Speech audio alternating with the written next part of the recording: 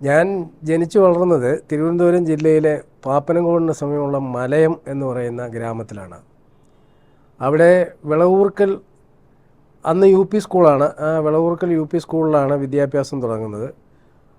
High school വിദ്യാഭ്യാസം Malayinkeezhu government ഹൈസ്കൂളിലായിരുന്നു. അത് കഴിഞ്ഞ് പിന്നെ പ്രീ ഡിഗ്രിയോടുകൂടി നഗരത്തിലേക്ക് ഉള്ള ജീവിതം തുടങ്ങുന്നു. നഗരജീവിതം തുടങ്ങുന്നതോടുകൂടിയാണ് പത്രപ്രവർത്തനത്തിലോട് ഒരു താല്പര്യം ഉണ്ടാകുന്നത്.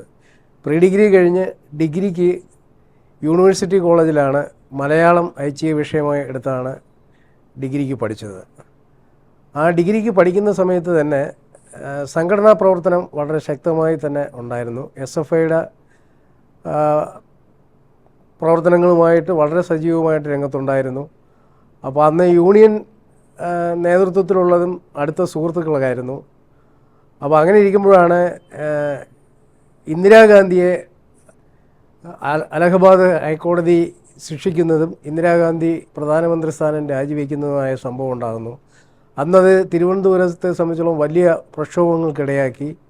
യൂത്ത് കോൺഗ്രസും INTUCക്കാരും എല്ലാം അന്ന് ഇവിടെ പ്രകടനം നടത്തി. ആ പ്രകടനത്തിനെതിരെ SFI വളരെ ശക്തമായ നിലപാടെടുത്തപ്പോൾ അതിൽ പല കല്ലേറും അത് തുടർന്നുള്ള സംഘർഷമൊക്കെ ഉണ്ടായി. ആ സംഘർഷത്തിൽ ചെറിയ തോതിൽ മർദ്ദനമൊക്കെ കിട്ടി. അങ്ങനെയാണ് SFI നേതൃത്വത്തിലേക്ക് ഞങ്ങളന്ന് കോളേജിൽ വരുന്നത്. ആ ടൈമിൽ തന്നെ 2ാം വർഷ ഡിഗ്രിക്ക് പഠിക്കുമ്പോൾ SFI യൂണിയൻ അവിടെ നേതൃത്വത്തിൽ വന്നു. അപ്പോൾ ഞാനവിടെ സെക്കൻഡ് ഇയർ ക്ലാസ് റെപ്രസെൻറ്റേറ്റീവായിട്ട് ജയിച്ചു. അന്ന് ഞങ്ങളൊരു കോളേജ് മാഗസിൻ ഇറക്കി. ആമുഖം എന്നാണ് അതിൻ്റെ പേര്. അത് അന്ന് പശ്ചിമ ബംഗാൾ ധനകാര്യമന്ത്രിയായിരുന്നു അതിൻ്റെ പ്രകാശനം നിർവഹിച്ചത്. അത് വളരെ കോളിളക്കം ഉണ്ടാക്കിയ ഒരു പ്രസിദ്ധീകരണമായിരുന്നു. അന്ന് നമ്മുടെ കോളേജിലെ പ്രധാനപ്പെട്ട ഒരു അധ്യാപകൻ, ഇപ്പോൾ വളരെ പ്രശസ്തനായ നിരൂപകൻ രാജീവനായിരുന്നു. അപ്പോൾ രാജീവൻ സാറിൻ്റെ ഒരു ലേഖനം ഈ ആമുഖത്തിൽ പ്രസിദ്ധപ്പെടുത്തി. അത് അന്ന് രാജീവൻ സാറ് ജനകീയ സാംസ്കാരിക വേദി പ്രവർത്തകനും നക്സൽ ചിന്താഗതിയുള്ള ആളുമായിരുന്നു. അപ്പോൾ CPMൻ്റെ പ്രവർത്തകരായ ഞങ്ങൾ ഇറക്കുന്ന മാഗസിനിൽ നക്സൽ ചിന്താഗതിയുള്ള ഒരു ആളിൻ്റെ ലേഖനം പ്രസിദ്ധപ്പെടുത്തിയത് പാർട്ടിയെ വലിയ അലോസരപ്പെടുത്തി. അത് പാർട്ടിക്കിടയിൽ വലിയ വിമർശനമുണ്ടായി. പക്ഷേ പിന്നീട് ഞങ്ങൾ അത് 2-3 ലക്കം തുടർന്നു. മാസികയുടെ പ്രവർത്തനം അവസാനിപ്പിക്കണമെന്ന് പാർട്ടി ആവശ്യപ്പെട്ടു. പക്ഷേ ഞങ്ങളത് തയ്യാറായില്ല. അത് അന്നത്തെ ചെയർമാൻ എന്ന് പറയുന്നത് പിന്നീട് കേരളകൗമുദിയുടെ പാലക്കാട് ലേഖനക്കാരുന്ന ജഗദീഷ് ബാബുവാണ്. ആ ജഗദീഷ് ബാബുവും പിന്നെ ഉള്ള ഒരു സുഹൃത്ത് സുധീർ, PRDയിൽ അഡീഷണൽ ഡയറക്ടറായിരുന്ന സുധീറാണ്. അപ്പോൾ ഞങ്ങൾ 3 പേരും ചേർന്ന് ഈ മാഗസിൻ നിർത്താൻ തീരുമാനിച്ചില്ല, തുടരാൻ തന്നെ തീരുമാനിച്ചു. പക്ഷേ പാർട്ടി ഞങ്ങൾക്കെതിരെ നടപടിയെടുക്കുമെന്ന് പറഞ്ഞു. ഇതിനിടയിലാണ് യൂണിവേഴ്സിറ്റി കോളേജിൻ്റെ മലയാള വിഭാഗത്തിൻ്റെ ലൈബ്രറിയിൽ, അത് വളരെ ചരിത്ര രേഖകൾ അടങ്ങുന്ന വളരെ പുരാതനമായ പുസ്തകങ്ങളുള്ള ലൈബ്രറിയിൽ ഒരു തീവെപ്പ് ഉണ്ടായി. അത് ആരാണ് തീ വെച്ചതെന്നൊന്നും ആർക്കും അറിയത്തില്ല. പോലീസ് അതേക്കുറിച്ച് അന്വേഷിച്ചു. അപ്പോൾ ആ തീ കത്തുന്നത് കണ്ട് തൊട്ട് താഴെ സംസ്കൃത കോളേജിൻ്റെ അവിടെ ഉണ്ടായിരുന്നൊരു പോലീസുകാരൻ വന്ന് ഈ തീ അണച്ചു. അപ്പോൾ ഈ പോലീസുകാരൻ ചെയ്ത ശ്ലാഘനീയമായ ആ പ്രവർത്തനത്തെ അഭിനന്ദിക്കാൻ വേണ്ടി ഞങ്ങൾ യൂണിയൻകാർ അന്ന് ഒരു അനുമോദന സമ്മേളനം വെച്ചു. അപ്പോൾ ജനകീയ മർദ്ദനത്തിന് ഉപയോഗിക്കുന്ന പോലീസിനെ ആദരിക്കുന്നത് പാർട്ടി വിരുദ്ധ നടപടിയാണ് എന്ന് പറഞ്ഞ് അന്നും പാർട്ടി അതിനകത്ത് ഇടപെട്ടു. തുടർന്നാണ് ഞങ്ങൾ യൂണിയനിൽ നിന്ന് രാജിവെച്ച് അവിടെ വെച്ച് രാഷ്ട്രീയ പ്രവർത്തനം അങ്ങനെ താൽക്കാലികമായി നിർത്തിവെച്ചു. അതോടുകൂടി ഞങ്ങൾ ഡിഗ്രി പഠനം പൂർത്തിയാക്കി മലയാളം MA പഠിക്കാനായിട്ട് തുടങ്ങുന്നു. ഈ സമയത്താണ് ആറ്റിങ്ങൽ കേന്ദ്രമായിട്ട് ഞങ്ങളെന്ന് പറഞ്ഞാൽ ഈ ജഗദീഷ് ബാബുവിൻ്റെ ചേട്ടൻ ഒരു ജയകുമാറുണ്ട്, ഞങ്ങൾ ഉൾപ്പെടെ സമതാളം എന്ന് പറഞ്ഞൊരു മാസിക തുടങ്ങുന്നു. ഈ മാസിക അക്കാലത്ത് ലിറ്റിൽ മാഗസിനുകൾ എന്നുള്ള ഒരു സംഭാവന നൽകുന്ന ഒരു കാലഘട്ടമായിരുന്നു. അപ്പോൾ അന്ന് ലിറ്റിൽ മാഗസിനുകളിലെ ഏറ്റവും പ്രധാനപ്പെട്ട ഒരു മാസികയായി സമതാളം വളർത്തിയെടുക്കാൻ ഞങ്ങൾക്ക് കഴിഞ്ഞു. അന്ന് ഈ സമതാളത്തിൻ്റെ അതിൻ്റെ ഒരു പ്രത്യേകത എന്ന് പറയുന്നത് ഒരു സാഹിത്യകാരൻ്റെ എല്ലാ അതുവരെയുള്ള വർക്കുകളെക്കുറിച്ച് സമഗ്രമായൊരു പഠനം നടത്തി ആ സാഹിത്യകാരനുമായൊരു ഇൻ്റർവ്യൂ അല്ലെങ്കിൽ അഭിമുഖം നടത്തുക എന്നുള്ളതായിരുന്നു. അത് ഒരു ലക്കം സ്പെഷ്യലായിട്ട് തന്നെ ഇറക്കുക എന്നുള്ള ഒരു ലക്ഷ്യമുണ്ടായിരുന്നു. അപ്പോൾ അങ്ങനെ ഇറക്കിയ ഒരു പതിപ്പായിരുന്നു കോവിലൻ പതിപ്പ്. അപ്പോൾ ആ കോവിലൻ പതിപ്പിൽ കോവിലൻ്റെ അതുവരെയുള്ള എല്ലാ സൃഷ്ടികളെയും കുറിച്ച് സമഗ്രമായി പഠിച്ചതിന് ശേഷം ആണ് അദ്ദേഹത്തെ ഞാൻ ഇൻ്റർവ്യൂ നടത്തുന്നത്. അതൊരു 40ഓളം പേജ് അടങ്ങുന്ന ഒരു ഇൻ്റർവ്യൂ ആയിരുന്നു. അപ്പോൾ ആ ഇൻ്റർവ്യൂവിൽ കുറച്ച് അഡ്വൈസ് തരുന്ന ഉപദേഷ്ടാവായിരുന്നു നമ്മുടെ പ്രശസ്ത ചെറുകഥാകൃത്തും ആയ SV വേണുഗോപൻ നായർ. അദ്ദേഹം അതിന് വളരെ സംഭാവന നൽകി. അപ്പോൾ അങ്ങനെ ഞങ്ങളതൊന്ന് കോവിലൻ പതിപ്പെന്ന് പറഞ്ഞ് സമതാളം എന്നൊരു പതിപ്പ് പുറത്തിറക്കി. അത് സാഹിത്യ ലോകത്ത് വളരെ ചർച്ചയായി. T. പത്മനാഭൻ, MT വാസുദേവൻ നായർ ഉൾപ്പെടെയുള്ള ആളുകൾ നമ്മളെ വിളിക്കുകയും അഭിനന്ദിക്കുകയും ഒക്കെ ചെയ്തു. അന്ന് അവർ അതിനു വേണ്ടിയുള്ള കത്തും എഴുതി. ആ പതിപ്പ് കണ്ടതിന് ശേഷം MT വാസുദേവൻ നായർ അദ്ദേഹം ഒരു ഫ്രഞ്ച് കഥ ട്രാൻസ്ലേറ്റ് ചെയ്ത് നമുക്ക് ഈ മാസികയ്ക്ക് തരികയും അടുത്ത ലക്കത്തിൽ നമ്മളത് പ്രസിദ്ധപ്പെടുത്തുകയും ചെയ്തു. ഈ കോവിലൻ പതിപ്പ് വളരെ ഇഷ്ടപ്പെട്ടു എന്ന് പിന്നീട് ഞാൻ കേരളകൗമുദിയിൽ ജോലി ചെയ്യുമ്പോൾ യാദൃച്ഛികമായി ഇവിടെ തിരുവനന്തപുരത്ത് വന്ന ശ്രീ T. പത്മനാഭൻ കാണുകയും അദ്ദേഹം അതിനെക്കുറിച്ച് വളരെ നല്ല അഭിപ്രായം പറയുകയും ചെയ്തിരുന്നു. അതാണ് പത്രപ്രവർത്തനത്തിലേക്ക് കടക്കുന്നതിനുള്ള ഒരു പ്രധാന വഴിയായിട്ട് അല്ലെങ്കിൽ പ്രധാന ഒരു നിമിത്തമായിട്ട് മാറാൻ കാരണം.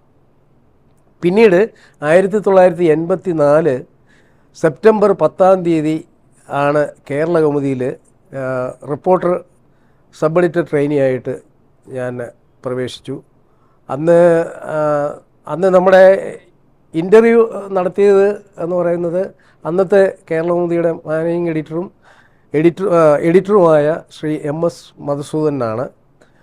അദ്ദേഹം അന്ന് പറഞ്ഞത് ഇന്ന് പിൽക്കാലത്ത് അത് വളരെ പത്രപ്രവർത്തകർക്കിടയിൽ പേന കൊണ്ട് നടക്കേണ്ട കാര്യമില്ല, എല്ലാം ലാപ്ടോപ്പിലും അല്ലെങ്കിൽ ഐപാഡിലും ഒക്കെ ഇനി നിങ്ങളെ കാലം വരാൻ പോവുകയാണ് എന്ന് അന്ന് അദ്ദേഹം ആ ഇൻ്റർവ്യൂവിൽ പറഞ്ഞിരുന്നു. അതൊരു ദീർഘവീക്ഷണത്തോടു കൂടിയുള്ള ഒരു ഇതായിരുന്നു. പിന്നീട് കേരളകൗമുദിയിലാണ് ആദ്യമായിട്ട് ഫോട്ടോ കമ്പോസിങ് സ്ഥാപിക്കുന്നത്.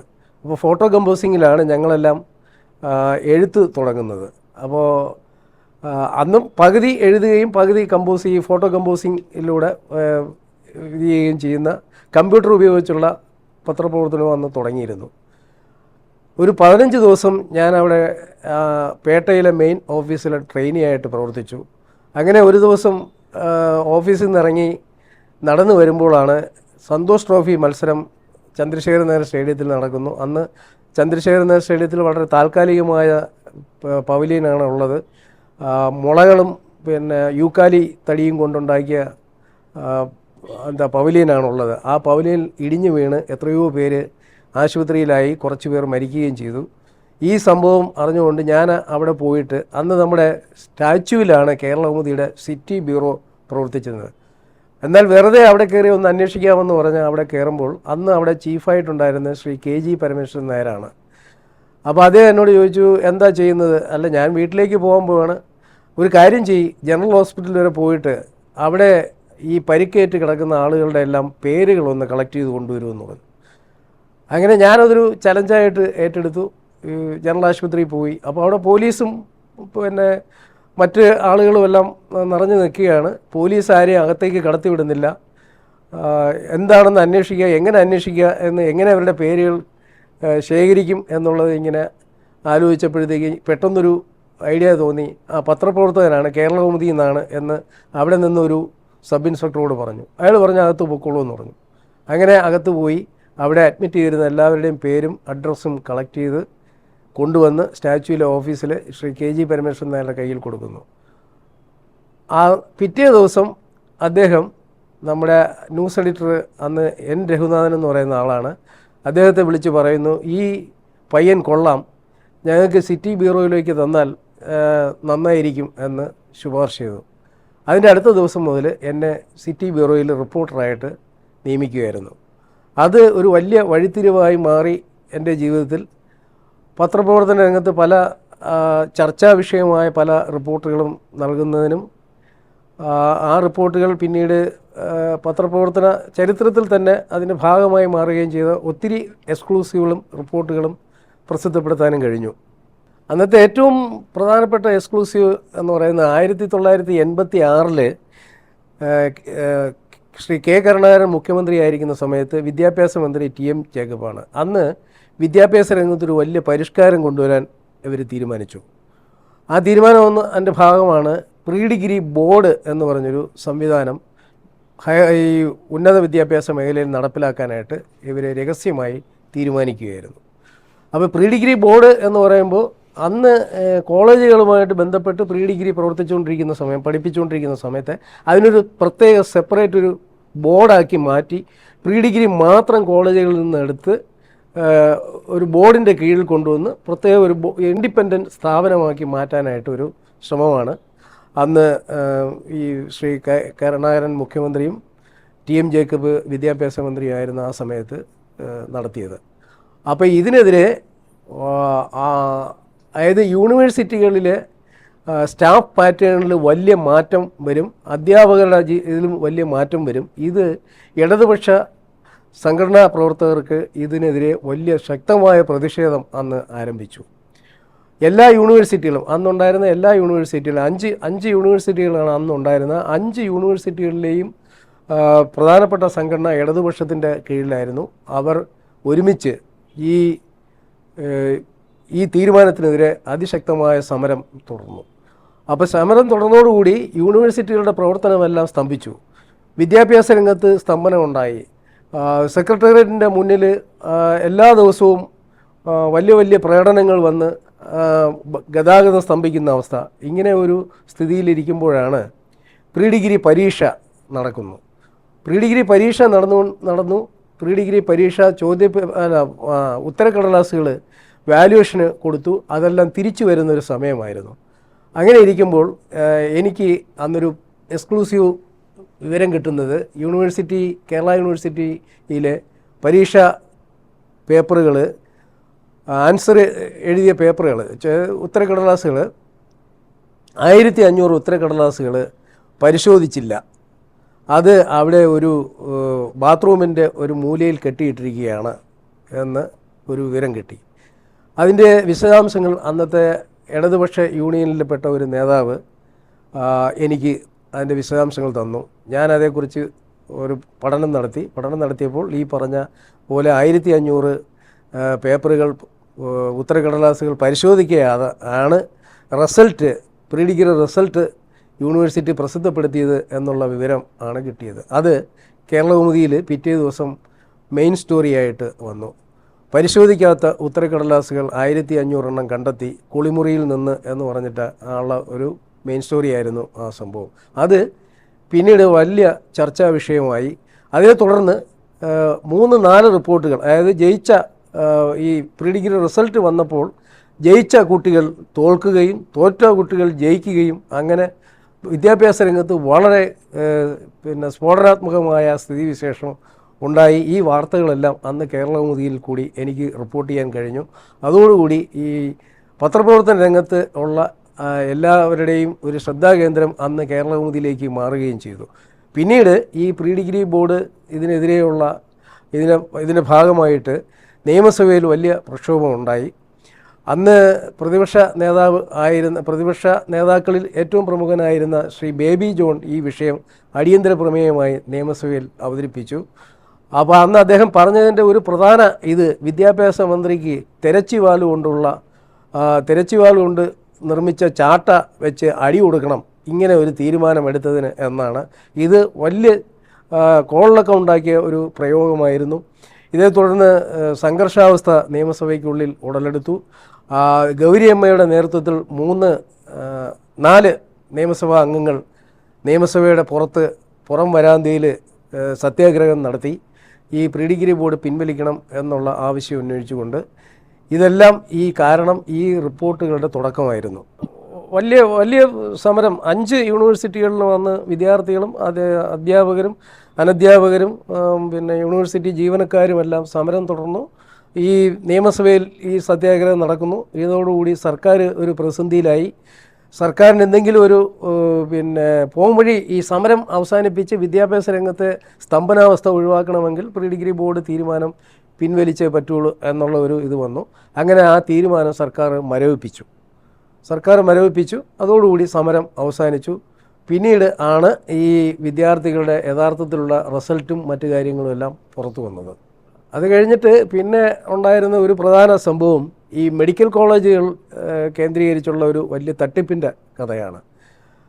അത് ഈ മരുന്ന് വാങ്ങലുമായിട്ട് ബന്ധപ്പെട്ട് ഉള്ള ഇതാണ്. അതായത് ലോക്കൽ പർച്ചേസ് എന്ന് പറഞ്ഞ് ഈ സർക്കാർ ആരോഗ്യവകുപ്പിന് ബഡ്ജറ്റിൽ നീക്കി വയ്ക്കുന്ന തുകയേക്കാൾ കൂടുതൽ ഓരോ ആശുപത്രികളിലെയും സൂപ്രണ്ടുമാർക്ക് അവർക്ക് ഒരു പ്രത്യേക ബഡ്ജറ്റുണ്ട്. ആ ബഡ്ജറ്റ് ഉപയോഗിച്ച് ലോക്കൽ പർച്ചേസ് നടത്താം.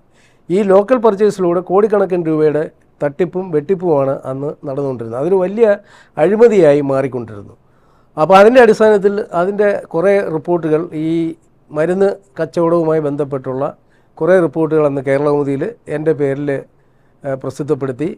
അപ്പോൾ പ്രസിദ്ധപ്പെടുത്തിയതോടുകൂടി ഇത് ആരോഗ്യരംഗത്ത് വലിയ ചർച്ചയായി, ഡോക്ടർമാർക്കിടയിൽ വലിയ ചർച്ചയായി, വിദ്യാർത്ഥികൾക്കിടയിൽ വലിയ ചർച്ചയായി. അങ്ങനെ 1994 എൻ്റെ ഓർമ്മ. അന്ന് ആരോഗ്യവകുപ്പ് മന്ത്രിയായിരുന്ന VM സുധീരനാണ്. VM സുധീരന് ഈ ലോക്കൽ പർച്ചേസും ഇതുൾപ്പെടെയുള്ള ഇത് എങ്ങനെ ഒഴിവാക്കി നമുക്ക് വില കുറഞ്ഞ രീതിയിൽ മരുന്നുകൾ ആളുകൾക്ക് എങ്ങനെ ലഭ്യമാക്കാം, അല്ലെങ്കിൽ രോഗികൾക്ക് ലഭ്യമാക്കാം എന്ന് ഉള്ള ഒരു ആലോചന നടത്തി. അപ്പോൾ എന്നെയും ആ ആലോചനയിൽ വിളിച്ചിരുന്നു.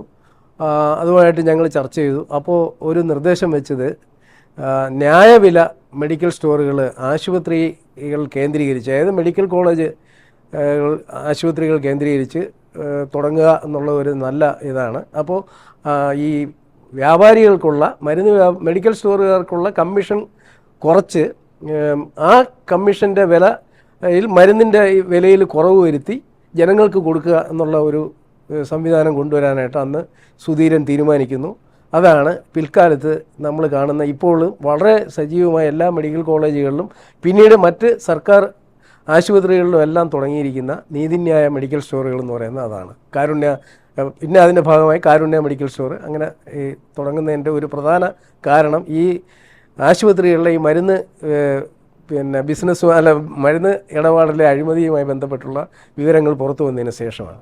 അപ്പോൾ അതിൽ ഏറ്റവും സംതൃപ്തിയുണ്ടായ ഒരു കാര്യമെന്ന് പറഞ്ഞാൽ, അന്ന് കേരളകൗമുദിയിൽ വന്ന എല്ലാ റിപ്പോർട്ടുകളുടെയും ഫോട്ടോ കോപ്പി എടുത്ത് ഈ മെഡിക്കൽ സ്റ്റോറുകളുടെ എല്ലാം മുമ്പിൽ അവിടുത്തെ ജീവനക്കാർ ഒട്ടിച്ചു വെച്ചു. ഇങ്ങനെയാണ് ഈ സംവിധാനം തന്നെ എല്ലാ മെഡിക്കൽ കോളേജിലും തുടങ്ങുന്നത്. പിന്നീട് അത് എല്ലാ ആശുപത്രികളിലേക്കും വ്യാപിച്ചു എന്നുള്ളതാണ് ഒരു ഇത്. പിന്നെ രണ്ടാമത് അടുത്ത് നടന്ന ഒരു വലിയ തട്ടിപ്പെന്ന് പറയുന്നത്, ഈ ഉപയോഗിച്ച സിറിഞ്ചുകൾ വീണ്ടും ഉപയോഗിക്കുന്ന ഒരു സമ്പ്രദായം മെഡിക്കൽ കോളേജ്, ഈ തിരുവനന്തപുരം മെഡിക്കൽ കോളേജ് ആശുപത്രി കേന്ദ്രീകരിച്ചുണ്ടായിരുന്നു. അപ്പോൾ ഇതിനെക്കുറിച്ചൊരു ഒരാൾ വന്നിട്ട് എന്നോട് പറഞ്ഞു, ഇങ്ങനെ ഈ ഉപയോഗിക്കുന്ന സിറിഞ്ചുകൾ വീണ്ടും അവിടെ നിന്ന് കളക്ട് ചെയ്ത്, അതായത് അന്ന് മെഡിക്കൽ കോളേജിൽ ഈ സിറിഞ്ചുകളൊന്നും കത്തിക്കുന്ന സംവിധാനമില്ലായിരുന്നു. അവരെന്താണെന്ന് വെച്ചാൽ ഈ ഉപയോഗിച്ച സിറിഞ്ചുകളെല്ലാം കൂടെ കൂട്ടി ഓരോ വാർഡിൽ നിന്നും ഇത് കൂട്ടി, അപ്പോൾ ലക്ഷക്കണക്കിന് സിറിഞ്ചുകളാണ് ഓരോ ദിവസവും ഉപയോഗിക്കുന്നത്. അതൊരു ബക്കറ്റിലോ അല്ലെങ്കിൽ സഞ്ചികളിലോ ആക്കിയിട്ട് അവിടെ ഒരു വേസ്റ്റ് ഇടുന്നൊരു സ്ഥലമുണ്ട്, അവിടെ കൊണ്ടിട്ടേക്കും. അപ്പോൾ ഈ വേസ്റ്റ് പെറുക്കുന്ന ആളുകൾ വന്നിട്ട് ഇത് കളക്ട് ചെയ്യും. അവർ വന്ന് ഇത് മുഴുവൻ പെറുക്കി സഞ്ചിയിലാക്കി കൊണ്ടുപോയി ഉള്ളൂർ ഇത് ഒരു പ്രത്യേക കടയുണ്ട്, ആ കടയിൽ കൊണ്ടുപോയി ഇതിനെ മുഴുവൻ കഴുകി വൃത്തിയാക്കി റെഡിയാക്കി എടുത്തിട്ട് ഇതിനെ റീയൂസ് ചെയ്യും. വീണ്ടും സിറിഞ്ച് പാക്കറ്റിലാക്കി പ്ലാസ്റ്റിക് ലേബലിലൊട്ടിച്ച് കവറാക്കി വീണ്ടും ഈ ആശുപത്രികൾക്ക് തന്നെ കൊടുക്കുന്ന ഒരു മാഫിയ സംഘം വന്ന് പ്രവർത്തിച്ചിരുന്നു. അപ്പോൾ ഇത് ഒരാൾ വന്നിട്ട് എന്നോട് വന്ന് പറഞ്ഞു, ഇങ്ങനെ ഒരു ഇതുണ്ട്, ഒന്ന് അന്വേഷിച്ച് റിപ്പോർട്ട് കൊടുത്താൽ കൊള്ളാമെന്ന് പറഞ്ഞു. ശരിയെന്ന് പറഞ്ഞു. അപ്പോൾ ഞാൻ ഈ കക്ഷിയോട് ചോദിച്ചു, എങ്ങനെ നമുക്കിത് അവിടെ പോയി ഇത് കണ്ടുപിടിക്കാൻ പറ്റും, ഫോട്ടോയും എടുക്കണമല്ലോ എന്ന് പറഞ്ഞു. അന്ന് ഇന്നത്തെ പോലെ മൊബൈൽ ക്യാമറയൊന്നുമില്ല, എല്ലാം നമ്മുടെ മറ്റേ ഫിലിം ഉപയോഗിക്കുന്ന ഫോട്ടോ ഉപയോഗിച്ചേ എടുക്കാൻ പറ്റത്തുള്ളൂ. അപ്പോൾ ഒരു കാര്യം ചെയ്യാം, അങ്ങനെയെങ്കിൽ എന്നെ ഒരു ദിവസം കൊണ്ടുപോയി ഇത് കാണിക്കാമെന്ന് പറഞ്ഞു. ആ ശരി പോകാമെന്ന് പറഞ്ഞു. പക്ഷേ അത് ഇതുപോലെ പാൻറ്റും ഷർട്ടും ഒക്കെ ഇട്ട് കുട്ടപ്പനായിട്ട് വന്നാൽ അവിടെ ഇത് പെറുക്കുന്ന ആളുകൾക്കെല്ലാം ഇത് മനസ്സിലാവും. അപ്പോൾ അതുകൊണ്ട് ഒരു കൈലിയോ എന്തെങ്കിലുമൊക്കെ ഉടുത്ത് ഒരു ഷർട്ടും ഒക്കെ ഇട്ട് വന്നാൽ നമുക്കും അതുപോലെ പോയി 5-6 ഇതൊക്കെ പെറുക്കിയെടുക്കാം, ആ കൂട്ടത്തിൽ ഇത് സംസാരിക്കുകയും ചെയ്യാമെന്ന് പറഞ്ഞു. അങ്ങനെ ഞാൻ ആ സുഹൃത്തിൻ്റെ കൂടെ ഒരു ഒരു ദിവസം രാവിലെ കൈലിയൊക്കെ കൊടുത്ത് ഒരു ഷർട്ടും ഒക്കെ ഇട്ട് അവിടെ ചെല്ലുന്നു. ആ സുഹൃത്ത് തന്നെ ഈ സ്ഥലത്ത് കൊണ്ടുപോകുന്നു. അവിടെ ചെല്ലുമ്പോൾ മല പോലെ ഇങ്ങനെ കിടക്കുകയാണ് ഈ സിറിഞ്ചുകൾ, ഉപയോഗിച്ച സിറിഞ്ചുകൾ ഇങ്ങനെ കിടക്കുക. അപ്പോൾ അതിൽ നിന്ന് ഓരോ ഇതായിട്ട് ഇവരെടുത്ത് സഞ്ചിയിലാക്കി കളക്ട് ചെയ്ത് ചാക്കുകളിലാക്കി കൊണ്ടുപോവുകയാണ്. അപ്പോൾ ഞാനും ഈ സുഹൃത്തും കൂടി അവിടെ നിന്ന് കുറച്ച് ഇതെല്ലാം പെറുക്കി. അതോടൊപ്പം തന്നെ ഈ പെറുക്കുന്ന ആളെടുത്തത് എങ്ങനെയാണ്, എവിടെയാണ്, എത്ര രൂപ കിട്ടും എന്നൊക്കെയുള്ള ഇത് 100 സിറിഞ്ചാണെങ്കിൽ അതിന് 25 രൂപ, അങ്ങനെയുള്ള ഇതൊക്കെ കൂലിയാണ് അവർക്ക് കിട്ടുന്നത്. ഇങ്ങനെയുള്ള കണക്കുകളൊക്കെ മനസ്സിലാക്കി ഇത് എവിടെയാണ് ഇത് കൊണ്ടുപോയി കഴുകി വൃത്തിയാക്കുന്നതെന്നുള്ളത് അന്വേഷിച്ചു. അവിടെ പോയി ഇതിൻ്റെ അവിടെ പോയി നമുക്ക് ഈ സാധനം വിൽക്കാൻ പറ്റില്ല, കാരണം നമ്മൾ ഇല്ല. അപ്പോൾ അതുകൊണ്ട് അവിടെ പോയി അതിൻ്റെ ദൂരെ കൂടെ നിന്ന് അതിൻ്റെ കാര്യങ്ങളെല്ലാം മനസ്സിലാക്കി അവിടെ ജോലി ചെയ്തുകൊണ്ടിരുന്ന ഒരാളെ കണ്ടുപിടിച്ചു. അയാളുമായിട്ട് പരിചയം സ്ഥാപിച്ച് അതിലെ വിവരങ്ങളുമൊക്കെ മനസ്സിലാക്കി ഇത് കൊണ്ടുപോയിട്ട് പിന്നെ ഇത് പ്ലാസ്റ്റിക് കവറിലാക്കി ലേബൽ ഒട്ടിച്ച് ഇതെങ്ങനെയാണ് മെഡിക്കൽ കോളേജുകളിലും മെഡിക്കൽ സ്റ്റോറുകളിലും എത്തുന്നതെന്നുള്ള വിവരങ്ങൾ മനസ്സിലാക്കിയിട്ട് വന്നു. നമ്മളെ കേരളമുതിൽ അത് റിപ്പോർട്ട് ഉപയോഗിച്ച സിറിഞ്ചുകൾ വീണ്ടും ഉപയോഗിക്കുന്നു എന്ന് പറഞ്ഞിട്ട് അത് 1-ാം പുറത്ത് 8 കോളത്തിലാണ് അന്ന് ആ വാർത്ത വന്നത്, ഫോട്ടോ ഉൾപ്പെടെ. ഈ സിറിഞ്ചുകൾ ശേഖരിക്കുന്ന പടം പിന്നീട് ഞങ്ങളുടെ ഫോട്ടോഗ്രാഫർ ശങ്കരൻകുട്ടി ഇവിടെ കൊണ്ടുപോയി ഞാൻ ഈ രഹസ്യമായി ഫോട്ടോ എടുപ്പിച്ച് അതും കൂടെ ഉൾപ്പെടെയാണ് ഇത് കൊടുത്തത്. ഇന്ത്യൻ മെഡിക്കൽ അസോസിയേഷൻ അവർക്ക് നമ്മുടെ ആരോഗ്യം എന്ന് പറഞ്ഞൊരു മാസിക ഉണ്ടായിരുന്നു. ആ മാസികയുടെ ഭാഗമായിട്ട് ആദ്യമായിട്ട് ഈ മികച്ച ആരോഗ്യ സംബന്ധമായ മികച്ച റിപ്പോർട്ടുകൾക്ക് നൽകുന്ന ആദ്യത്തെ അവാർഡ് കിട്ടിയതിൽ ഒരാൾ ഞാനാണ്. അന്നത്തെ IMAയുടെ ഇന്ത്യൻ മെഡിക്കൽ അസോസിയേഷൻ്റെ ആദ്യത്തെ അവാർഡ്, പത്രപ്രവർത്തകർക്ക് വേണ്ടി ഏർപ്പെടുത്തിയ ആദ്യത്തെ അവാർഡ് കിട്ടി ആ റിപ്പോർട്ടിൻ്റെ അടിസ്ഥാനത്തിലാണ്. പിന്നെ എക്സൈസ് ബീറ്റ് എനിക്ക് നോക്കാനായിട്ട് അന്നത്തെ bureau chief Shri NRS Babu ഉൾപ്പെടെയുള്ള അവരുടെ കീഴിലാണ് അന്ന് നമ്മുടെ ബ്യൂറോ പ്രവർത്തിച്ചിരുന്നത്. അപ്പോൾ ഞാൻ കേരളകൗമുദിയിൽ പത്രപ്രവർത്തനം തുടങ്ങുന്ന സമയത്ത് അന്ന് കേരളകൗമുദിലെ അസോസിയേറ്റ് എഡിറ്ററായിരുന്നു ശ്രീ K വിജയരാഘവൻ. അത് അന്ന് വളരെ അറിയപ്പെടുന്ന പത്രപ്രവർത്തകനാണ്. വളരെ രാഷ്ട്രീയമായിട്ടും അല്ലാതെയൊക്കെ വളരെ ചർച്ചയും അന്ന് കെ ദാമോദരനുമായിട്ട് വലിയ ആശയ സംവാദമൊക്കെ നടത്തിയ രാഷ്ട്രീയ രംഗത്ത് പ്രവർത്തിച്ചിരുന്ന ആളാണ്. അദ്ദേഹമാണ് അന്ന് കേരളമുതിലെ എഡിറ്റോറിയൽ ഉൾപ്പെടെയുള്ള കാര്യങ്ങൾ തയ്യാറാക്കിക്കൊണ്ടിരുന്നത്. അദ്ദേഹം ഇടയ്ക്ക് കുറേ കാലം നമ്മുടെ സ്റ്റാച്യൂവിലെ ബ്യൂറോ ചീഫായിട്ട് വന്നു. അദ്ദേഹത്തിൻ്റെ കീഴിലും എനിക്ക് വലിയ മഹത്തായ, അതായത് വളരെ ജീവിതാനുഭവം ഉണ്ടാകുന്ന തരത്തിലുള്ള ട്രെയിനിങ് കിട്ടിയിരുന്നു. അപ്പോൾ അവരുടെയും ശ്രീ KG പരമേശ്വരൻ നായരുടെയും ശ്രീ NRS ബാബുവിൻ്റെയൊക്കെ കീഴിൽ ജോലി ചെയ്യാൻ സാധിച്ചത് എനിക്ക് വലിയ അനുഭവങ്ങൾ ഉണ്ടായിക്കിരുന്നു. പിന്നെ മാത്രമല്ല ഈ പത്രപ്രവർത്തന രംഗത്ത് വളരെ ചടുലമായ പ്രവർത്തനങ്ങൾ നടത്താനായിട്ട് ഇവരുടെ എല്ലാം ഉപദേശ നിർദ്ദേശങ്ങൾ സഹായിച്ചു എന്നുള്ളതാണ് ഒരു വിധം. അങ്ങനെ ഇരിക്കുമ്പോഴാണ് ഈ എക്സൈസിൻ്റെ ഒരു ബീറ്റ് നോക്കണമെന്ന് എന്നോട് പറഞ്ഞത്. അപ്പോൾ എക്സൈസ് ബീറ്റ് നോക്കുന്ന ആദ്യ അവസരത്തിൽ തന്നെ 87 അന്ന് ഗൗരിയമ്മയാണ് എക്സൈസ് മന്ത്രി. അപ്പോൾ ഗൗരിയമ്മ എക്സൈസ് മന്ത്രിയായിരിക്കുന്ന സമയത്ത് കഞ്ചാവ് കൃഷിക്കും കഞ്ചാവ് വിതരണത്തിനുമെതിരെ വളരെ വ്യാപകമായൊരു റെയ്ഡും അതിനെതിരെ ഒരു പ്രചരണവും നടത്താനായിട്ട് ഗൗരിയമ്മ തീരുമാനിക്കുന്നു. അപ്പോൾ അങ്ങനെ ഇരിക്കുമ്പോഴാണ് എനിക്കൊരു വിവരം കിട്ടുന്നു, ഇടുക്കിയിലെ കഞ്ചാവ് തോട്ടങ്ങൾ നശിപ്പിക്കാനായിട്ട് പോലീസ് സംഘം പോകുന്നു എന്നുള്ളൊരു വിവരം കിട്ടുന്നു. അപ്പോൾ ആ സംഘത്തിൽ എൻ്റെ ഒരു ബന്ധുവും പോലീസ് ഓഫീസർ ഒരു ബന്ധുവും ഉണ്ടായിരുന്നു. അദ്ദേഹമാണ് എന്നോട് വിളിച്ച് പറയുന്നത്, ഇങ്ങനെ ഞങ്ങൾ ഇടുക്കിയിലെ കഞ്ചാവ് തോട്ടങ്ങൾ നശിപ്പിക്കാനായിട്ട് ഇവിടുന്ന് പോവുകയാണെന്ന് പറഞ്ഞു.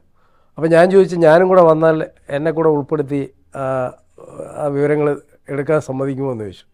അത് ഞങ്ങളുടെ കൂട്ടത്തിലുള്ള ഒരാളായിട്ട് കൊണ്ടുപോകാൻ കുഴപ്പമില്ല, വന്നാൽ മതി എന്ന് പറഞ്ഞു. അങ്ങനെ ഞാൻ അവരുടെ ഈ പോലീസ് വാനിൽ അവരുടെ കൂടെ കയറി ഇടുക്കിയിലേക്ക് പോകുന്നു. അപ്പോൾ അന്ന് NRS ബാബു സാറാണ് പറഞ്ഞത്, ധൈര്യമായിട്ട് പോയിട്ട് വാ, ചിലവിനുള്ള വേണ്ട ചിലവിനുള്ള പൈസയെല്ലാം നമുക്ക് കമ്പനിയിൽ നിന്ന് വാങ്ങിച്ചു തരാമെന്ന് പറഞ്ഞു. അതിൻ്റെ വേണ്ടിയുള്ള ചിലവും എല്ലാം എടുത്ത് 2 ജോഡി വസ്ത്രങ്ങളുമായിട്ട് ഞാൻ പിറ്റേ ദിവസം രാവിലെ വെളുപ്പിനെയാണ് ഇവിടുന്ന് പോലീസിൻ്റെ വാനിൽ കയറി പോകുന്നത്. വാനിൽ കയറി അവരോടൊപ്പം പോയി. അവരോടൊപ്പം തന്നെ അവർ താമസിക്കുന്ന ടെൻറ്റിൽ തന്നെ താമസിച്ചു. അതുകൊണ്ടൊരു അർദ്ധരാത്രി കഴിഞ്ഞപ്പോഴാണ് ഞങ്ങൾ അവിടെ ഇടുക്കി മൂന്നാറിൻ്റെ വട്ടവട എന്ന് പറയുന്ന ഭാഗത്ത് എത്തുന്നത്.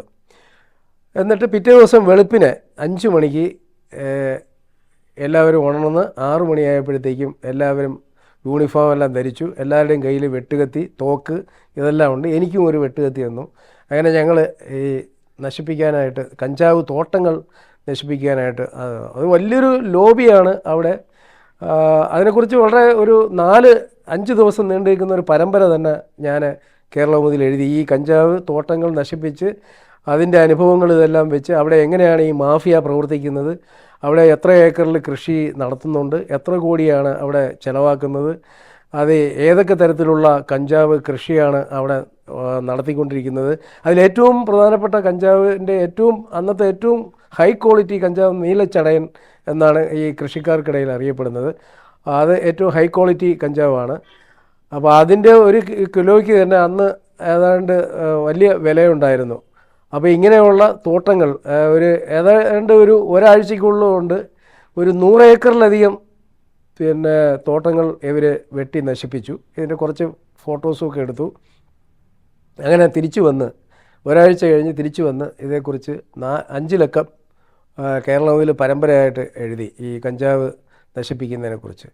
ഇത് കഴിഞ്ഞപ്പോഴാണ് ഈ അബ്കാരികളുടെ ഇടയിലുള്ള കുടിപ്പകയും അതുമായി ബന്ധപ്പെട്ടുള്ള സ്പിരിറ്റ് കടത്തും അതിനുവേണ്ടി ചാരായ ലോബിയുമൊക്കെ നടത്തുന്ന കള്ളക്കളികളും ലേലം പിടിക്കുന്നതിൽ ഹാളിൽ നടത്തുന്ന തിരിമറികളുമൊക്കെ മനസ്സിലാക്കിയത്.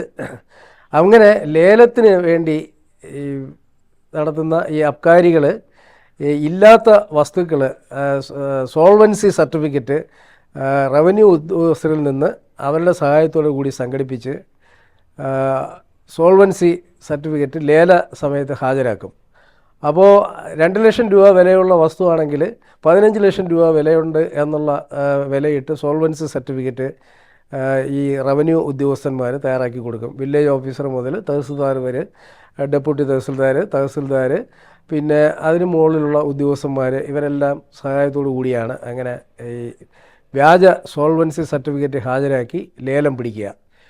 അങ്ങനെ ചാരായ ഷാപ്പുകൾ ലേലം പിടിക്കുന്ന ആ സമ്പ്രദായത്തെക്കുറിച്ച് 96 ഇതേക്കുറിച്ച് എഴുതി, ഈ സോൾവൻസി സമ്പ്രദായത്തെക്കുറിച്ച്. അങ്ങനെ അന്ന് റവന്യൂ മന്ത്രിയായിരുന്ന KE ഇസ്മയിൽ, അന്നത്തെ റവന്യൂ സെക്രട്ടറി ആയിരുന്ന ഉദ്യോഗസ്ഥയാണ്, വനിതാ ഇതാണ്. അപ്പോൾ അവരെ കൊണ്ടിത് അന്വേഷിപ്പിച്ചു. അപ്പോൾ അന്വേഷിച്ചപ്പോൾ എൻ്റെ റിപ്പോർട്ടുകളായിരുന്നു അന്ന് പ്രധാനമായിട്ടും ഇവർ ഈ അന്വേഷണത്തിന് ഉപയോഗിച്ചത്. അതിൽ പറയുന്ന കാര്യങ്ങളെക്കുറിച്ചും അതിൽ കൊടുത്ത സോൾവൻസി സർട്ടിഫിക്കറ്റുകളുടെ വ്യാജ സോൾവൻസി സർട്ടിഫിക്കറ്റുകൾ എന്തൊക്കെയാണ്, ഏത് തരത്തിലാണ് സംഘടിപ്പിച്ചതെന്നും ഏതെല്ലാം ഉദ്യോഗസ്ഥന്മാർക്ക് ഇതിൽ പങ്കുണ്ടെന്നുമെല്ലാം ഇവർ ഈ റിപ്പോർട്ട് സുമനാബായി എന്ന് പറയുന്ന റവന്യൂ ഉദ്യോഗസ്ഥയാണ് ഈ റിപ്പോർട്ട് കൊടുത്തത്. അങ്ങനെ അതിൻ്റെ അടിസ്ഥാനത്തിൽ 38 തഹസിൽദാർമാർ ഉൾപ്പെടെ വില്ലേജ് ഓഫീസർമാർ ഉൾപ്പെടെ 38 ഉദ്യോഗസ്ഥന്മാരെ അന്ന് സർക്കാർ സസ്പെൻഡ് ചെയ്തു. അത് റവന്യൂ ഉദ്യോഗസ്ഥർക്കിടയിലും രാഷ്ട്രീയ രംഗത്തും അബ്കാരികൾക്കിടയിലും വലിയ കോളിളക്കം സൃഷ്ടിച്ച സംഭവമായിരുന്നു. ഈ ഇത്രയും കൂട്ടത്തോടെ ഇത്രയും ഉദ്യോഗസ്ഥന്മാരെ സസ്പെൻഡ് ചെയ്യുന്നതും അന്നത്തെ ആ കാലഘട്ടത്തിൽ അതൊരു ചരിത്ര സംഭവമായിരുന്നു. അത് അന്ന് റവന്യൂ മന്ത്രി KE ഇസ്മയിലാണ് അത്രയും ഒരു ശക്തമായ നടപടിക്ക് തയ്യാറായത്. പിന്നീട് ഈ ഉദ്യോഗസ്ഥന്മാരെല്ലാം ആ സസ്പെൻഷൻ കാലാവധി കഴിഞ്ഞ് തിരിച്ചു കയറി. പക്ഷേ ഇവരൊക്കെ ആ സമയത്ത് പലതരത്തിലുള്ള ഭീഷണികൾ ഉയർത്തിയിരുന്നു. പക്ഷെ അതൊന്നും അന്ന് നമ്മുടെ ചെറുപ്പകാലമായതുകൊണ്ടും അതൊന്നും നമുക്കൊരു പ്രശ്നമല്ലായിരുന്നുകൊണ്ടും ജോലിയെ അതൊന്നും ബാധിച്ചില്ല. അത് മുന്നോട്ട് പോയി. പിന്നീട് ഈ അബ്കാരി രംഗത്ത് നടന്ന പല തട്ടിപ്പുകളുടെയും വിവരങ്ങൾ നമുക്ക് ഇത് ചെയ്തു.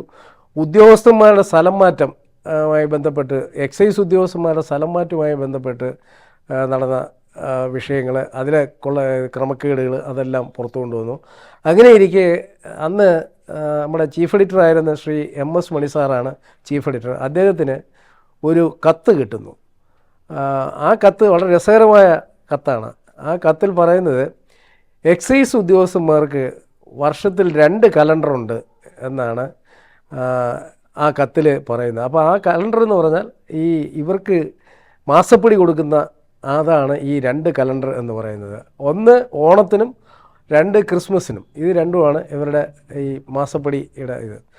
അപ്പോൾ രാവിലെ ഒരു ദിവസം രാവിലെ മണിസാറ് എന്നെ അദ്ദേഹത്തിൻ്റെ ഓഫീസിലോട്ട് വിളിച്ചു. സുബൈർ, ഈ കത്ത് വായിച്ചു നോക്കിയിട്ട് ഇതേക്കുറിച്ചൊന്ന് വിശദമായി അന്വേഷിക്കുക, ഇതെന്താണ് ഇതിൻ്റെ കള്ളക്കളി എന്നുള്ളതെന്ന് പറഞ്ഞു. അങ്ങനെ അന്വേഷിച്ചപ്പോഴാണ് ഈ എക്സൈസ് ഉദ്യോഗസ്ഥന്മാർക്ക് അബ്കാരികൾ നൽകുന്ന മാസപ്പടിയുടെ കണക്ക് പുറത്തു വരുന്നത്. അത് വർഷത്തിൽ 2 തവണ ഇവർക്ക് മാസപ്പടി കൊടുക്കും. അത് ഒന്ന് ക്രിസ്മസിനും ഒന്ന് ഓണത്തിനും. അപ്പോൾ ഓരോ റേഞ്ചിലും ഓരോ ഉദ്യോഗസ്ഥനും എക്സൈസ് ഇൻസ്പെക്ടർക്ക്, എക്സൈസ് സ്ക്വാഡിന്, എക്സൈസ് ഇൻ്റലിജൻസ് വിഭാഗത്തിന്, അസിസ്റ്റൻ്റ് എക്സൈസ് കമ്മീഷണർക്ക്, ഡെപ്യൂട്ടി കമ്മീഷണർ, അന്ന് ഡെപ്യൂട്ടി കമ്മീഷണർ വരെയാണ് ഏറ്റവും ഉന്നത ഉദ്യോഗസ്ഥർ. അന്ന് 4 ഡെപ്യൂട്ടി കമ്മീഷണർമാരാണ് ഉണ്ടായിരുന്നത്. 14 അസിസ്റ്റൻ്റ് എക്സൈസ് ഓഫീസർമാരും ഉണ്ടായിരുന്നു, AECമാരും ഉണ്ടായിരുന്നു.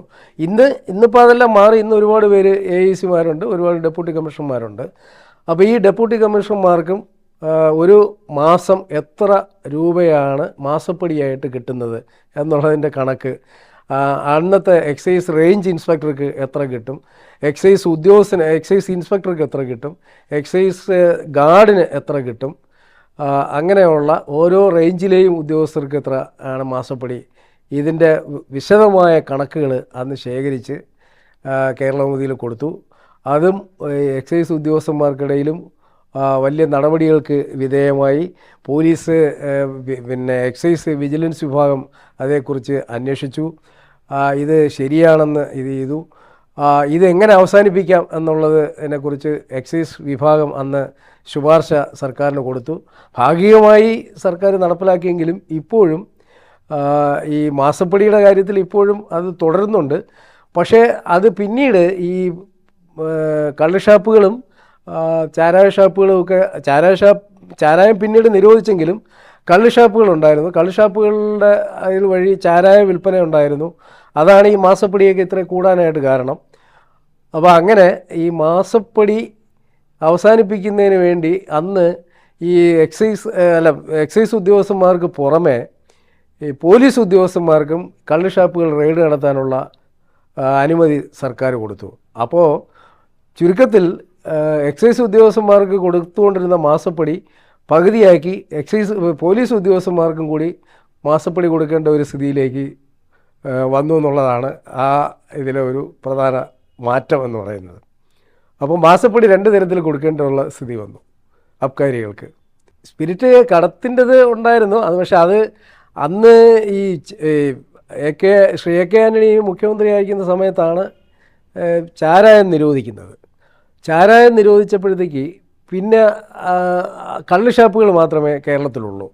അപ്പോൾ ഈ കള്ളുഷാപ്പുകളിൽ കൂടി സ്പിരിറ്റ് കൊണ്ടുവന്ന് വിൽപ്പന നടത്തുന്ന സമ്പ്രദായം ഉണ്ടായിരുന്നു. അത് ആയിരുന്നു അന്നത്തെ ഏറ്റവും വലിയ ഒരു ഇത്. അപ്പം 96 അതായത്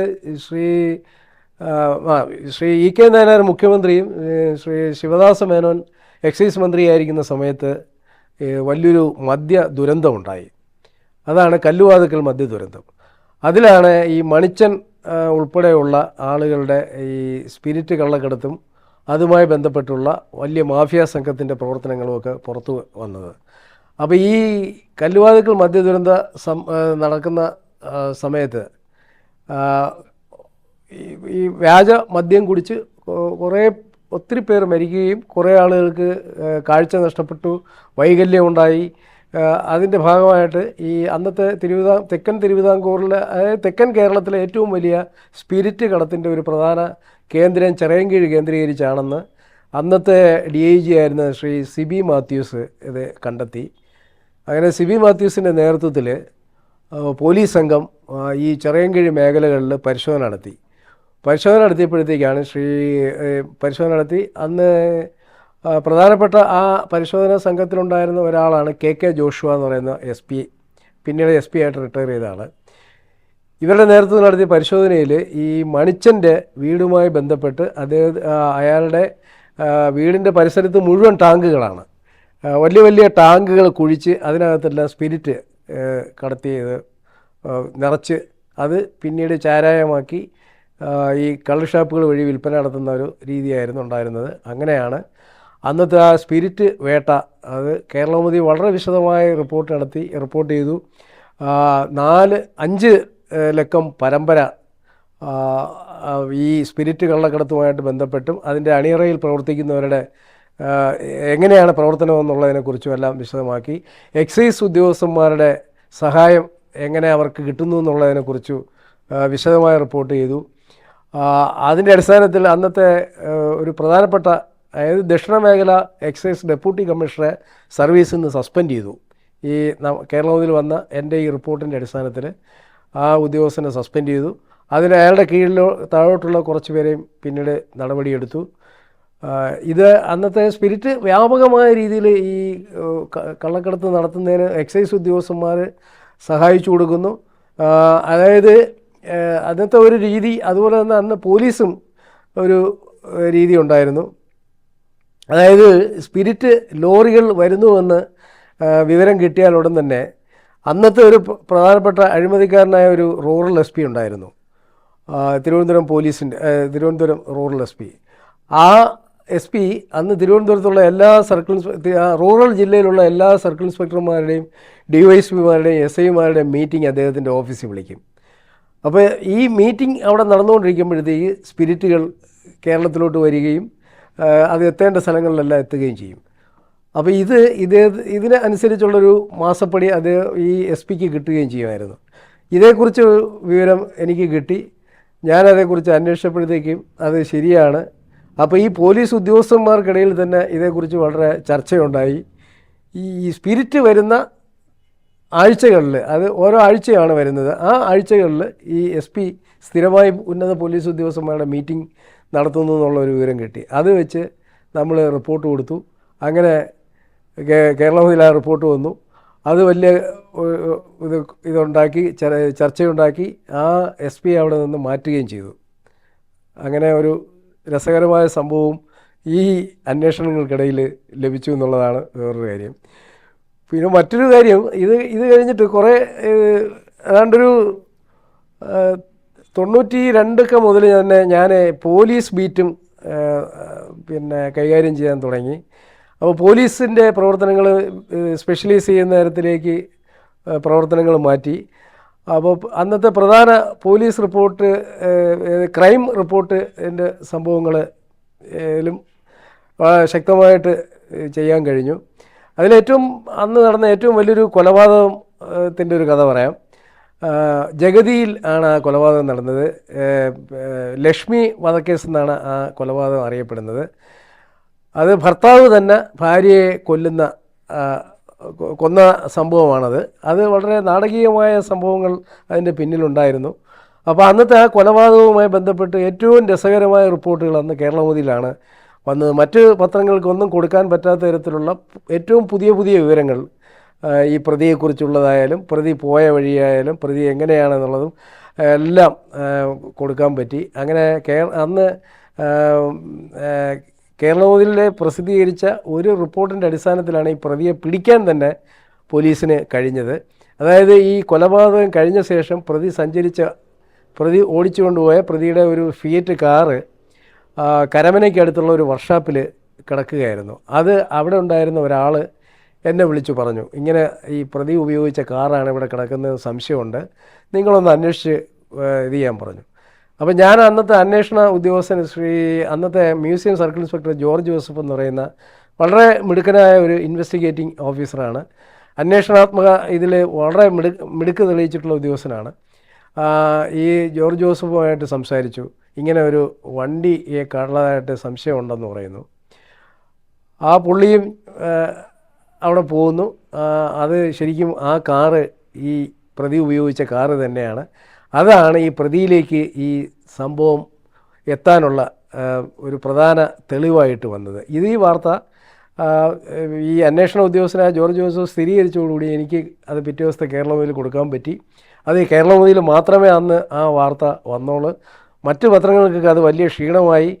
അവർ ഈ ജോർജ് ജോസഫുമായിട്ട് പിന്നെ വളരെ മോശമായി സംസാരിക്കുകയൊക്കെ ചെയ്തു. അതിലെ പല ലേഖകന്മാരും അന്നത്തെ ഈ പോലീസ് ബീറ്റ് നോക്കുന്ന മനോരമയുടെയും മാതൃഭൂമിയുടെയൊക്കെ ലേഖകന്മാരുണ്ടല്ലോ, അവർ ഈ ഇദ്ദേഹവുമായിട്ട് വളരെ മോശമായി സംസാരിച്ചു. പക്ഷേ പുള്ളി പറഞ്ഞ് അതൊക്കെ അവർക്ക് കിട്ടുന്ന വിവരമാണ്, ഞാൻ കൊടുത്ത വിവരമല്ല എന്ന് പറഞ്ഞ് അദ്ദേഹം പറഞ്ഞ് ശരിക്കും അത് യഥാർത്ഥത്തിൽ എനിക്ക് കിട്ടിയ വിവരം ഞാൻ അങ്ങോട്ട് പറഞ്ഞു കൊടുത്ത് അവിടെ നിന്ന് നമുക്ക് കിട്ടുന്നൊരു വിവരമായിരുന്നത്. അത് കൺഫേം ചെയ്ത് കിട്ടി എന്നുള്ളതാണ് എനിക്ക് ഉണ്ടായ ഏറ്റവും വലിയൊരു നേട്ടം. അത് നമുക്ക് എക്സ്ക്ലൂസീവായിട്ട് അന്ന് കൊടുക്കാനും പറ്റി. അങ്ങനെയാണ് ഈ ലക്ഷ്മി വധക്കേസ്. അത് അന്ന് തിരുവനന്തപുരത്ത് ഏറ്റവും കോളിളക്കം ഉണ്ടാക്കിയ ഒരു വലിയ ഒരു കൊലക്കേസാണ്. ഭർത്താവ് തന്നെ ഭാര്യയെ കൊല്ലുന്നു. അത് കാമുകിക്ക് വേണ്ടിയാണ് ഈ ഭാര്യയെ കൊല്ലുന്നത്. പിന്നീട് ആ കാമുകിയെ കല്യാണം കഴിക്കാനും ഇയാൾക്ക് പറ്റിയില്ല, ഇയാൾ ജയിലിലായിപ്പോയി. കാമുകിയുടെ സഹായം ഉണ്ടായിരുന്നു, കാമുകിക്കും കുറേ നാൾ ജയിലിൽ കിടക്കേണ്ടി വന്നു. ഇങ്ങനെയാണ് ആ ഒരു ക്രൈം സംഭവത്തിൻ്റെ ഒരിത്. ഇതിന് വേറെ ഇനിയൊരു വലിയൊരു മോഷണ കേസ് പള്ളിപ്പുറത്ത് ഒരു സ്വർണ്ണ വ്യാപാരിയുടെ വീട്ടിലൊരു വലിയ മോഷണം നടന്നു. അത് ഇതേപോലെയായിരുന്നു. പല വിവരങ്ങളും അന്നത്തെ അവിടുത്തെ ലോക്കൽ ആളുകൾ നമുക്ക് പല വിവരങ്ങളും വിളിച്ചു പറയും. അപ്പോൾ ഈ പത്രത്തിൽ കേരളമതി ഓഫീസിൻ്റെ നമ്പർ ഉള്ളതുകൊണ്ട് അവിടെ വിളിച്ചിട്ട് ഈ കൂടുതലും ക്രൈം വാർത്തകൾ റിപ്പോർട്ട് ചെയ്യുന്ന ഞാനാണെന്നുള്ളതുകൊണ്ട് എൻ്റെ പേര് പല ആളുകൾക്കും അറിയാമെന്നുള്ളതുകൊണ്ട് അവർ ഇങ്ങോട്ട് വിളിക്കും. ഫോണിൽ വിളിച്ചിട്ട്, അന്ന് ലാൻഡ് ഫോൺ മാത്രമേ ഉള്ളൂ, ലാൻഡ് ഫോണിൽ വിളിച്ചിട്ട് ചോദിക്കും.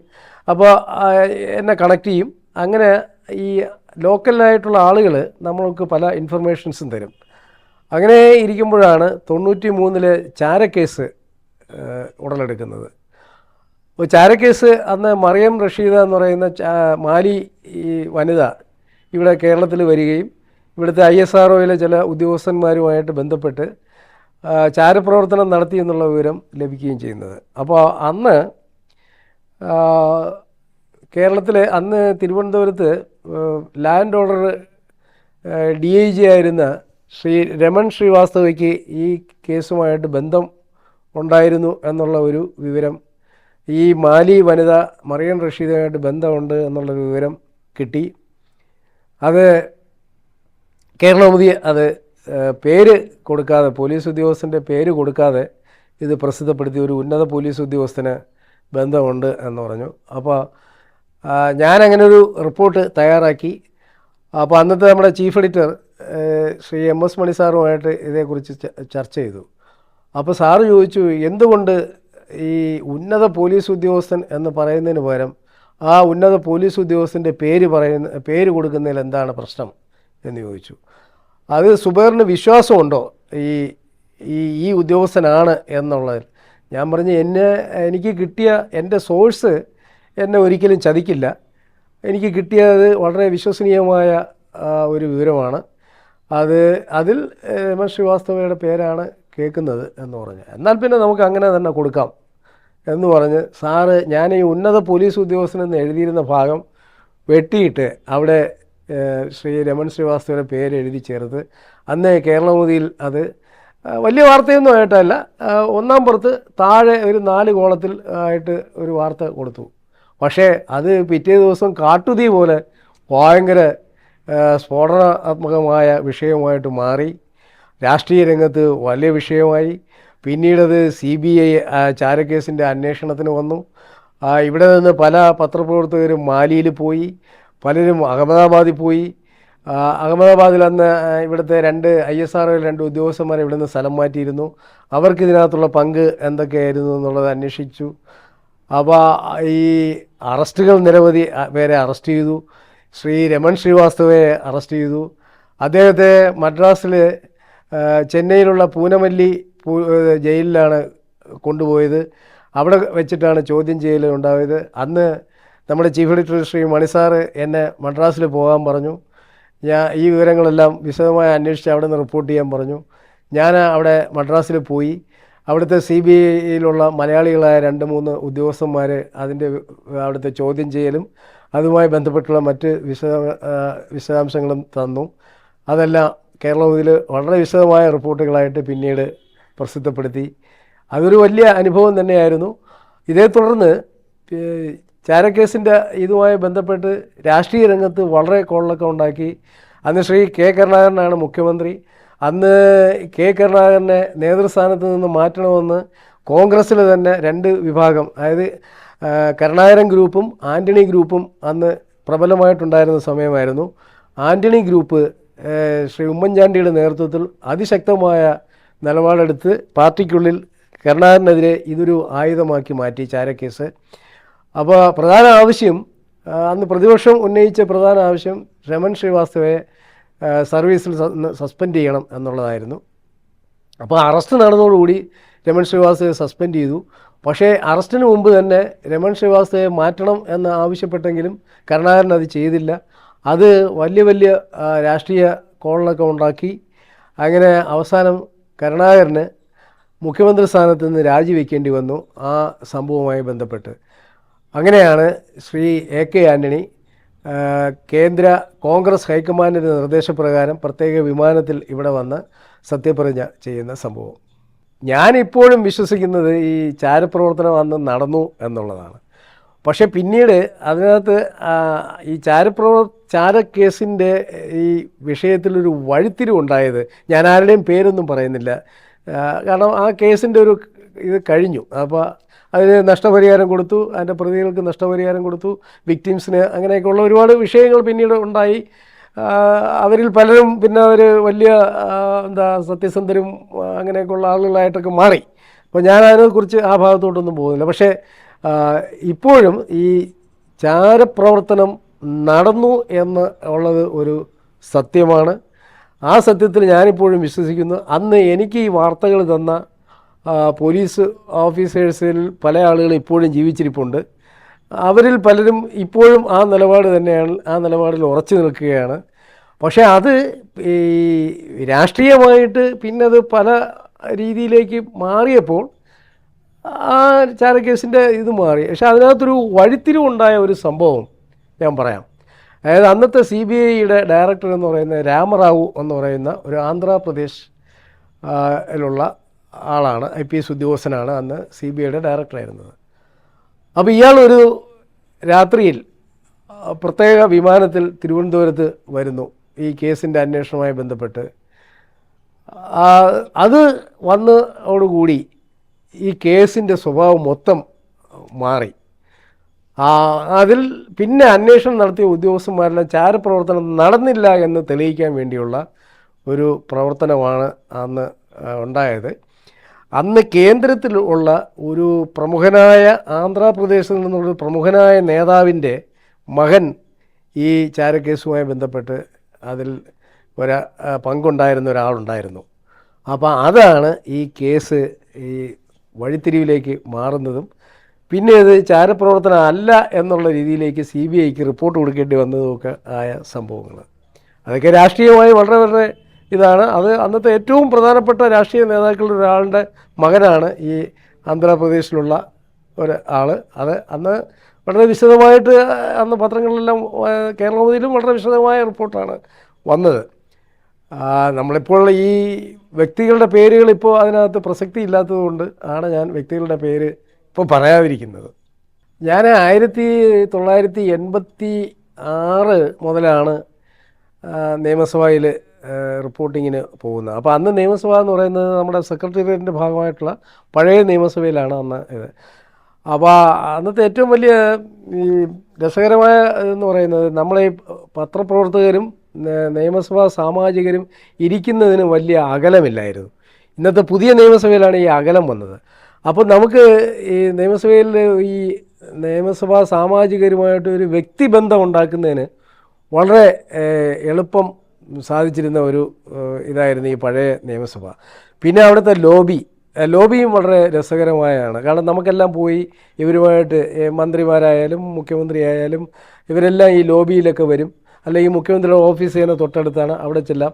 അങ്ങനെ ഒരു വ്യക്തിബന്ധം ഉണ്ടാക്കിയെടുക്കുന്നതിന് നമുക്ക് വളരെ സഹായിക്കുന്ന തരത്തിലുള്ള ഒരു നിയമസഭയായിരുന്നു ഈ പഴയ നിയമസഭ. അപ്പോൾ അന്നത്തേതിൽ പല സംഭവങ്ങൾ, നിരവധി സംഭവങ്ങൾ ഉണ്ട്. അതിലൊന്നാണ് ഞാൻ ഈ പറഞ്ഞ പ്രീ ഡിഗ്രി ബോർഡുമായി ബന്ധപ്പെട്ടുള്ള സമരം. അത് വളരെ പിന്നെ കോളിലൊക്കെ ഉണ്ടാക്കിയ സംഭവമാണ്. പിന്നീടത് ശ്രീ ടി എം ജേക്കബിന് എൻ്റെ വിദ്യാഭ്യാസ മന്ത്രിയായിരുന്ന അദ്ദേഹത്തിൻ്റെ ഒരു തവണത്തെ പരാജയത്തിനത് കാരണമായെന്നുള്ളത് കൂടി ഒരു വസ്തുതയാണ്. പക്ഷേ ഈ നിയമസഭാ പിന്നീട് നിയമസഭയിൽ ടി എം ജേക്കബ് ജയിച്ചു വരികയും ചെയ്തു. നിയമസഭാ സാമാജികരിൽ ഞാൻ ഏറ്റവും കൂടുതൽ ഈ ഹോംവർക്ക് ചെയ്ത് പ്രവർത്തിക്കുന്ന എൻ്റെ ഇത്രയും കാലത്തെ ഒരു എക്സ്പീരിയൻസിൽ ഞാൻ കണ്ടിട്ടുള്ളത് ഒന്ന് ശ്രീ ടി എം ജേക്കബാണ്. ഏത് പിന്നെ അദ്ദേഹം പ്രതിപക്ഷത്തിരുന്നുകൊണ്ട് ഓരോ ബില്ലിൻ്റെയും നിയമവശങ്ങൾ പഠിച്ച് അവതരിപ്പിക്കുന്നത് കണ്ടാൽ നമ്മൾ അത്ഭുതപ്പെട്ടു പോകും. ഒരു സാമാജികൻ ഇത്രയധികം ഹോംവർക്ക് ചെയ്യുമോ എന്ന് നമുക്ക് തോന്നിപ്പോകും. അതുപോലെ തന്നെ അദ്ദേഹം ഒരു പ്രസംഗം നടത്തിയാലും അത് വളരെ കുറച്ച് സമയമേ കിട്ടുള്ളെങ്കിലും ആ കിട്ടുന്ന സമയം കൊണ്ട് വളരെ സമഗ്രമായ ഒരു പഠനം നടത്തിയൊരു പ്രസംഗമായിരിക്കും അവതരിപ്പിക്കുന്നത്. അപ്പോൾ ആ ഒരു അംഗീകാരം ശ്രീ ടി എൻ ജേക്കബിന് കിട്ടുകയും ചെയ്തു. അതൊരു വലിയതാണ്. പിന്നെ അന്നത്തെ ഏറ്റവും വലിയ തമാശ നിയമസഭയിൽ അവതരിപ്പിക്കുന്ന ഒരാൾ ലോനപ്പൻ നമ്പാടനായിരുന്നു. ലോനപ്പൻ നമ്പാടൻ സ്വതന്ത്രനാണ്. CPM ആദ്യം കേരള കോൺഗ്രസിൻ്റെ ആളായി, പിന്നീട് CPM സ്വതന്ത്രനായി, ഇടയ്ക്ക് മന്ത്രിയായി, അങ്ങനെയൊക്കെ പല ഇതിൽ വരും. പക്ഷേ ഈ CPM സ്വതന്ത്രനൊക്കെ ആയിരിക്കുമ്പോഴത്തേക്ക് നിയമസഭയിൽ ആകെ പുള്ളിക്ക് 1 മിനിറ്റ് ഒക്കെയാണ് ഈ സ്വതന്ത്രന്മാർക്ക് സംസാരിക്കാൻ കിട്ടുന്നത്. അപ്പോൾ പുള്ളി എന്ത് ചെയ്യും, പുള്ളിയുടെ കൂട്ടുകാരായ സ്വതന്ത്രന്മാരുണ്ട്, ഈ സ്വതന്ത്രന്മാരുടെ സമയം കൂടി പുള്ളി കടമെടുക്കും. അപ്പോൾ അങ്ങനെ ഒരു 3 മിനിറ്റ് 4 മിനിറ്റൊക്കെ സ്പീക്കർ കൊടുക്കും. അപ്പോൾ ഇത് പുള്ളി പിന്നെ ഒരു 3-4 പേജ് ഈ സമയത്തിന് ഉള്ളിൽ നിർക്കത്തക്ക തരത്തിലുള്ള 3-4 പേജ് പ്രസംഗം എഴുതി കൊണ്ടുവരും. അപ്പോൾ എഴുതി കൊണ്ടുവന്നിട്ടാണ് ഇത്. അപ്പോൾ നിയമസഭയിൽ ഈ പ്രസംഗം എഴുതി വായിക്കാൻ പാടില്ലെന്നൊരു ഇതുണ്ട്. അപ്പോൾ പുള്ളിക്ക് പക്ഷേ അതിനുള്ള സമയവും കിട്ടത്തില്ല. പക്ഷേ പുള്ളി ഈ എഴുതി കൊണ്ടുവരുന്ന ഈ സാധനം തന്നെ വളരെ രസകരമായി കാണാതെ അങ്ങ് അവതരിപ്പിക്കും. അപ്പോൾ അത് പലപ്പോഴും വലിയ വലിയ ചിരിയും ഇതൊക്കെ ഉണ്ടാക്കുന്ന രസകരമായ സംഭവങ്ങളായിരുന്നു. പിന്നെ ഉണ്ടായിരുന്ന ഒരു ഇത് ഗൗരിയമ്മ വളരെ സ്റ്റഡി ചെയ്താണ് ഈ മന്ത്രിയായിരിക്കുമ്പോഴും പ്രതിപക്ഷത്തിരുന്നപ്പോഴുമുള്ള പ്രസംഗങ്ങളെല്ലാം നടത്തിക്കൊണ്ടിരുന്നത്. അത് വളരെ രസം.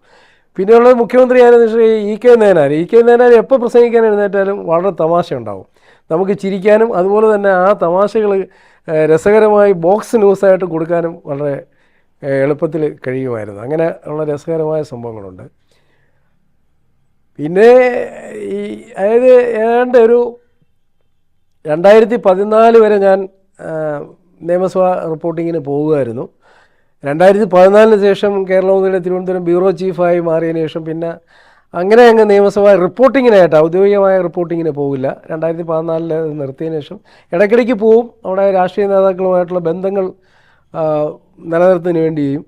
അങ്ങനെ ഇരിക്കുമ്പോഴാണ് 25 വർഷം തുടർച്ചയായി നിയമസഭാ റിപ്പോർട്ടിംഗ് നടത്തിയ ആളുകളെ ആദരിക്കുന്ന ഒരു ചടങ്ങ് ശ്രീ N. ശക്തൻ സ്പീക്കറായിരിക്കുന്ന സമയത്ത് ആ ഒരു ചടങ്ങ് സംഘടിപ്പിക്കാൻ തീരുമാനിച്ചു. അപ്പോൾ അതിൽ നമുക്ക് ഈ 25 വർഷം പൂർത്തിയാക്കിയ പത്രലേഖകരെ എങ്ങനെ കണ്ടെത്താം എന്നുള്ളതിനെക്കുറിച്ചൊരു കമ്മിറ്റി എടുത്തു. അപ്പോൾ ആ കമ്മിറ്റിയിൽ കൺവീനറായിട്ട് പത്രപ്രവർത്തകരുടെ ഇതിൽ നിന്ന് എടുത്തത് എന്നെ ആയിരുന്നു. അപ്പോൾ ഞാൻ അതിൻ്റെ ഒരു കൺവീനറായിരുന്നു. പിന്നെ അന്നത്തെ പ്രമുഖരായ 3-4 പത്രപ്രവർത്തകരും ആ കമ്മിറ്റിയിലുണ്ടായിരുന്നു. ശ്രീ ജോൺ മുണ്ടക്കയം ഉൾപ്പെടെയുള്ള ആളുകൾ അതിനകത്ത് കമ്മിറ്റിയിലുണ്ടായിരുന്നു. അപ്പോൾ ആ കമ്മിറ്റി നിയമസഭാ സെക്രട്ടറിയും കൂടെ ഉൾപ്പെട്ട ആ കമ്മിറ്റിയാണ് അന്നത്തെ ഈ 25 വർഷം കഴിഞ്ഞ നിയമസഭാ റിപ്പോർട്ടിംഗ് കഴിഞ്ഞ പത്രലേഖകരുടെ ഒരു ലിസ്റ്റ് തയ്യാറാക്കി. ആ കൂട്ടത്തിൽ ഞാനും അതിൽ ആദരിക്കപ്പെട്ടു. സീനിയർ ജേർണലിസ്റ്റ്, അതായത് സീനിയർ മീഡിയ പ്രവർത്തകൻ എന്നുള്ള പാസ് ഇപ്പോഴും എനിക്ക് ഉണ്ട്. അങ്ങനെ ഇപ്പോൾ ജീവിച്ചിരിക്കുന്ന ഒത്തിരി ഈ 25 വർഷം പൂർത്തിയാക്കിയ ഒത്തിരി പേര് ഇപ്പോഴും ആ പാസ് ഉപയോഗിക്കുന്നുണ്ട്, നിയമസഭയിൽ പോകാനും കഴിയുന്നുണ്ട്. അങ്ങനെ നിയമസഭയും ആ സീനിയോറിറ്റി അംഗീകരിച്ചത് പത്രപ്രവർത്തന ജീവിതത്തിലൊരു വലിയ അനുഭവമാണ്. വലിയൊരു മറക്കാനാവാത്തൊരു ചടങ്ങുമായിരുന്നു അത്. അന്നത്തെ പ്രതിപക്ഷ നേതാവും അന്നത്തെ മുഖ്യമന്ത്രിയും ഒക്കെയാണ് ആ ചടങ്ങിൽ ആദരിച്ചത് നമ്മളെ. ശ്രീ K. കരുണാകരൻ ഈ ചാരക്കേസുമായി ബന്ധപ്പെട്ട് ശ്രീ K. കരുണാകരൻ രാജിവെച്ചു. അപ്പോൾ രാജിവെച്ച് ഇത് കഴിഞ്ഞ് ശ്രീ AK ആൻ്റണി മുഖ്യമന്ത്രിയായിട്ട് സത്യപ്രതിജ്ഞ ചെയ്തു. അപ്പോൾ അന്ന് അതുവരെ ഈ ക്യാബിനറ്റ് റിപ്പോർട്ടിങ്ങിന് കേരളമോദിക്ക് വേണ്ടി പൊയ്ക്കൊണ്ടിരുന്നത് ശ്രീ KG പരമേശ്വരൻ നായരായിരുന്നു. അദ്ദേഹം പിന്നീട് വളരെ സീനിയർ ആകുകയും ഈ പോർട്ട്ഫോളിയോകളിൽ പല മാറ്റങ്ങളും വന്നപ്പോഴത്തേക്ക് എന്നോട് ക്യാബിനറ്റ് ബ്രീഫിങ്ങിന് പോകണമെന്ന് പറഞ്ഞു. അങ്ങനെ എനിക്ക് ആ അസൈൻമെൻറ്റ് തന്നു.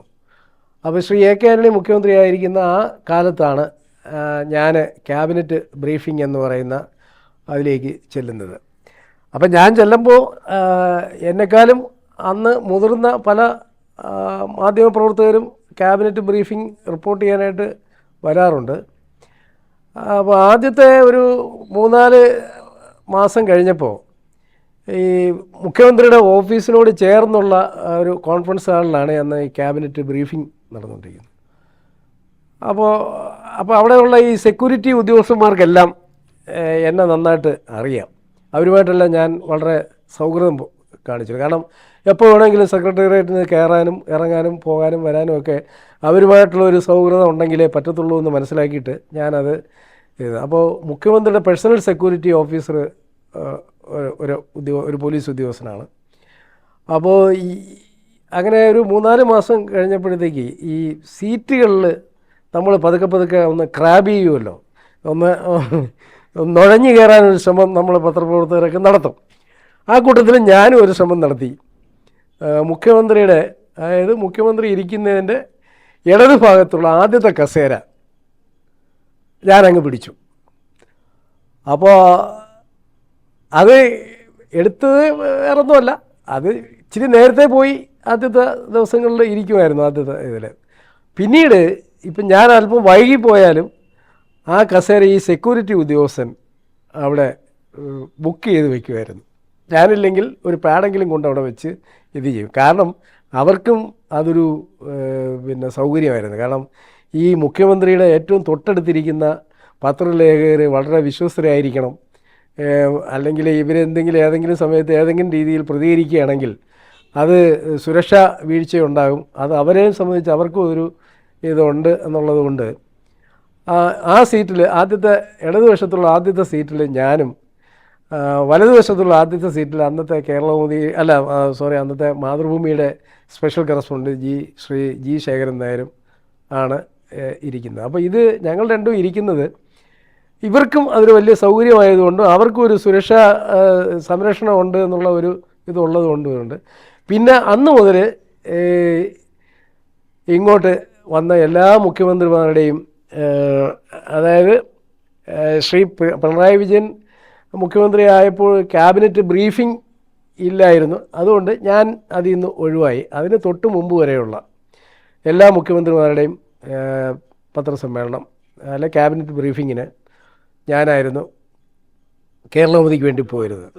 ഏറ്റവും അടുത്ത് ഇൻറ്റിമസി ഉണ്ടാക്കാനും ഈ മുഖ്യമന്ത്രിമാരുമായിട്ടൊരു അടുപ്പം ഉണ്ടാക്കാനും സാധിച്ചു എന്നുള്ളതാണ് അതിനകത്ത് ഏറ്റവും വലിയ ഒരു ഇത്. അതും പ്രത്യേകിച്ച് ശ്രീ നയനാർ ഈ എല്ലാവരുമായിട്ട് തമാശ പറയുമെങ്കിലും നമ്മൾ ചോദ്യം ചോദിക്കുന്ന വളരെ ശ്രദ്ധിച്ച് ചോദിച്ചില്ലെങ്കിൽ അദ്ദേഹത്തിന് ദേഷ്യം വരും. അപ്പോൾ അതുകൊണ്ട് തമാശ രൂപേണ തന്നെ ഞാനൊക്കെ ഒരു ചോദ്യം ചോദിച്ചു കഴിഞ്ഞാൽ അതിന് ഉറപ്പായിട്ട് അദ്ദേഹം മറുപടി പറയും. അത്രയും ആ സീനിയോറിറ്റി അദ്ദേഹം അംഗീകരിച്ചിരുന്നു. അപ്പോൾ പിന്നീട് ഇങ്ങോട്ട് വന്ന മുഖ്യമന്ത്രിമാരും എല്ലാം ആ സീനിയോറിറ്റി അംഗീകരിച്ചിരുന്നു. എപ്പോൾ വേണമെങ്കിലും ശ്രീ AK ആൻ്റണി വേണമെങ്കിൽ ഏത് രാത്രിയിൽ വേണമെങ്കിലും വിളിച്ച് നമുക്ക് സംസാരിക്കാൻ പറ്റും. ശ്രീ ഉമ്മൻചാണ്ടിയാണെങ്കിൽ അതിനേക്കാൾ ഇതാണ്, വെളുപ്പാങ്കാലം 4 മണിക്ക് വിളിച്ചാലും അദ്ദേഹം ലാൻഡ് ഫോൺ എടുക്കും, സംസാരിക്കും, എന്തെങ്കിലും വിവരം ഉണ്ടെങ്കിൽ. അങ്ങനെയൊക്കെ ഉള്ളൊരു ആത്മബന്ധം ഉണ്ടാക്കാനായിട്ട് ഈ മുഖ്യമന്ത്രിമാരുമായിട്ടുള്ള ഈ അടുപ്പം ഈ ഒരു ക്യാബിനറ്റ് ബ്രീഫിംഗ് കൊണ്ട് സാധിച്ചു എന്നുള്ളത് വലിയതാണ്. മാത്രമല്ല ശ്രീ ഉമ്മൻചാണ്ടിക്കുണ്ടായിരുന്ന വലിയൊരു പ്രത്യേകത എന്ന് പറഞ്ഞാൽ അത് പുള്ളിക്കാരൻ ഈ വിഷ്വൽ മീഡിയയിലെ ലേഖകന്മാരുമായിട്ടൊന്നും അത്ര വലിയ അടുപ്പമൊന്നും അന്ന് പുലർത്തിയിരുന്നില്ല. പുള്ളിക്ക് അതിലൊരു വലിയ താല്പര്യമില്ലായിരുന്നു. ഇപ്പം നിയമസഭാ സമ്മേളനങ്ങൾ നടക്കുന്ന സമയം രാത്രിയിലാണ് പലപ്പോഴും ക്യാബിനറ്റ് കൂടുന്നത്. അപ്പോൾ അന്ന് ക്യാബിനറ്റ് ബ്രീഫിംഗ് ഉണ്ടാകില്ല. കാരണം പല നയപരമായ കാര്യങ്ങളും പറയാനുള്ളത് അത് നിയമസഭയിലേ പറയാവൂ ഉള്ളതുകൊണ്ട് ബ്രീഫിംഗ് ഉണ്ടാവില്ല. പക്ഷേ അന്ന് ഞങ്ങൾ ഒരു 3 പേരന്നുണ്ടായിരുന്നു. ഈ മന്ത്രിസഭാ യോഗം റിപ്പോർട്ട് ചെയ്യുന്ന 3 പേര്. അത് ഒന്ന് ഞാൻ, ഒന്ന് മാതൃഭൂമിയിലെ ശേഖരൻ നായർ, മനോരമയുടെ രഞ്ജി കുര്യാക്കോസ്. ഈ 3 പേരുമായിരുന്നു അന്നത്തെ ഈ മന്ത്രിസഭ റിപ്പോർട്ട് ഈ ക്യാബിനറ്റ് ബ്രീഫിങ്ങിന് സ്ഥിരമായിട്ട് പോകുന്നത്. അപ്പോൾ ഈ ഞങ്ങളെ 3 പേരെയും വ്യക്തിപരമായി ഈ മുഖ്യമന്ത്രിമാർക്കെല്ലാം അറിയാം. അപ്പോൾ ഞാൻ ഈ ശ്രീ ഉമ്മൻചാണ്ടിയുടെ ഒരു പ്രത്യേകത പറയാൻ വേണ്ടി ഉള്ളൊരു ഇതാണ്. അപ്പോൾ ഈ നിയമസഭാ സമ്മേളനം നടക്കുന്ന ദിവസങ്ങളിൽ ചേരുന്ന മന്ത്രിസഭാ യോഗം കഴിഞ്ഞാൽ പത്രക്കാരും അന്ന് ബ്രീഫിംഗ് ഇല്ലാത്തതുകൊണ്ട് പത്രക്കാരും അവിടെ പോകാറില്ല. പക്ഷേ ഞങ്ങൾ 3 പേരും കൃത്യമായി അവിടെ പോകും, മുഖ്യമന്ത്രിയുടെ ഓഫീസിൽ പോകും. അപ്പോൾ മുഖ്യമന്ത്രിയുടെ പ്രൈവറ്റ് സെക്രട്ടറി അന്ന് ശ്രീകുമാറാണ്. അപ്പോൾ ശ്രീകുമാർ പോയി മുഖ്യമന്ത്രിയോട് പറയും, ഇങ്ങനെ അവർ 3 പേര് വന്ന് അവർ 3 പേരും ഉണ്ടെങ്കിൽ വിളിച്ചോ എന്ന് പറയും. അത്യാവശ്യം കാര്യങ്ങൾ നമുക്ക് ശ്രീ ഉമ്മൻചാണ്ടി പറഞ്ഞു തരും. അതായത് ഗവൺമെൻറ്റിന് ബാധിക്കാത്ത, ഗവൺമെൻറ്റിൻ്റെ പ്രവർത്തനങ്ങൾ, സർക്കാരിൻ്റെ പ്രവർത്തനങ്ങളെ ബാധിക്കാത്ത തരത്തിലുള്ള എല്ലാ വിഷയങ്ങളും നമുക്ക് പറഞ്ഞു തരും. എന്നിട്ട് അദ്ദേഹം പറയും, പറ്റുമെന്നുണ്ടെങ്കിൽ നിങ്ങൾ മറ്റുള്ളവർക്ക് കൂടെ കൊടുക്കുന്നെങ്കിൽ കൊടുത്തോ, എനിക്ക് കുഴപ്പമില്ല, പക്ഷേ ഞാൻ പറഞ്ഞതായിട്ട് ഒരിക്കലും നിങ്ങൾ വാർത്ത ചെയ്യരുത്, മുഖ്യമന്ത്രി പറഞ്ഞു എന്ന് പറഞ്ഞ് നിങ്ങൾ കോട്ട് ചെയ്യരുത്, നിങ്ങൾക്ക് കിട്ടിയ വിവരം വെച്ചിട്ട് ചെയ്യാമെന്നുള്ള. അത് പക്ഷേ ഒരു വലിയ അനുഭവമായിരുന്നു.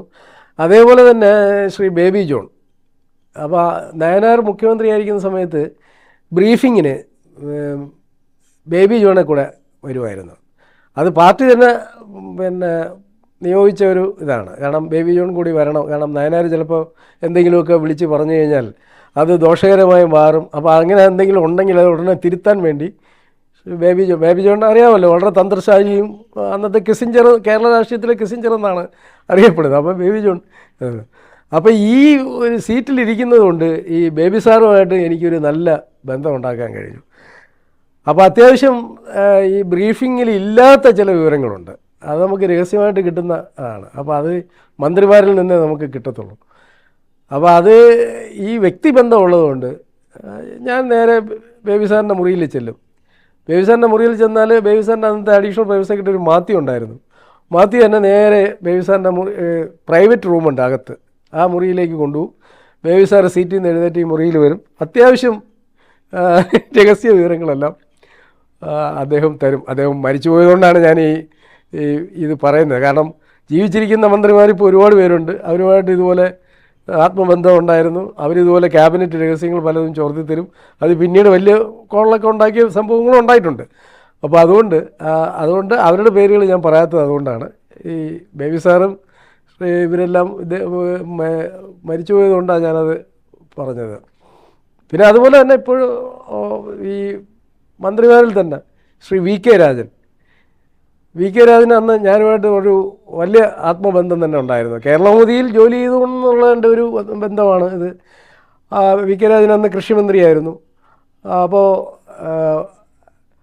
പിന്നാക്ക സമുദായ വകുപ്പ് എന്ന് പറയുന്നൊരു വകുപ്പ് തന്നെ അന്ന് വി കെ രാജൻ ആണ് ക്യാബിനറ്റിൽ അവതരിപ്പിക്കുന്നത്. അപ്പോൾ അതിൻ്റെ ഒരു പ്രധാന കാരണം അന്ന് ഞാനും അന്ന് കേരളമുതലുണ്ടായിരുന്ന ശ്രീ BC ജോജോ, പിന്നീട് നമ്മുടെ എക്സിക്യൂട്ടീവ് എഡിറ്ററായിരുന്ന ജോജോയും ചേർന്ന് ഞങ്ങൾ 3 പേരും കൂടെ ഇരുന്ന് വളരെ വിശദമായ ഒരു ചർച്ച നടത്തി ശ്രീ രാജനുമായിട്ട്. അങ്ങനെ നടത്തി ഈ ഒരു ഐഡിയ ഞങ്ങൾ രൂപപ്പെടുത്തിയെടുത്ത് പിന്നോക്ക വകുപ്പ് എന്നുള്ളത്. അത് പിന്നീട് ശ്രീ രാജൻ ആ മന്ത്രിസഭയിൽ അവതരിപ്പിച്ചു. മന്ത്രിസഭ അത് അംഗീകരിച്ചു, ആ വകുപ്പ് അങ്ങനെ കൊണ്ടുവന്നു. അങ്ങനെ ആണ് ആ പിന്നോക്ക വകുപ്പിൻ്റെ ഒരു രൂപീകരണം ഉണ്ടാകുന്നത്. അപ്പോൾ ഇങ്ങനെയുള്ള അണിയറ രഹസ്യ സംഭവങ്ങൾ നീക്കങ്ങളൊക്കെ ഒരുപാട് ഉണ്ട്. അന്നത്തെ പല ക്യാബിനറ്റ് വിവരങ്ങളും എനിക്ക് കേരളത്തിലേക്ക് കിട്ടുമായിരുന്നു, അത് എക്സ്ക്ലൂസീവായിട്ട് തന്നെ കിട്ടുമായിരുന്നു.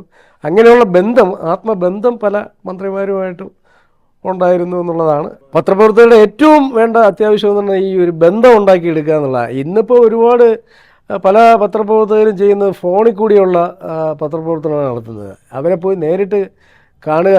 ഈ മന്ത്രിസഭാ യോഗം ഞാനൊരു അനുഭവം പറയുന്നത്, മന്ത്രിസഭാ യോഗം നടക്കുന്നതിൻ്റെ തലേ ദിവസം നമ്മളുമായിട്ട് ആത്മബന്ധമുള്ള പല മന്ത്രിമാരുടെയും വീടുകളിൽ പോകുമായിരുന്നു രാത്രിയിൽ.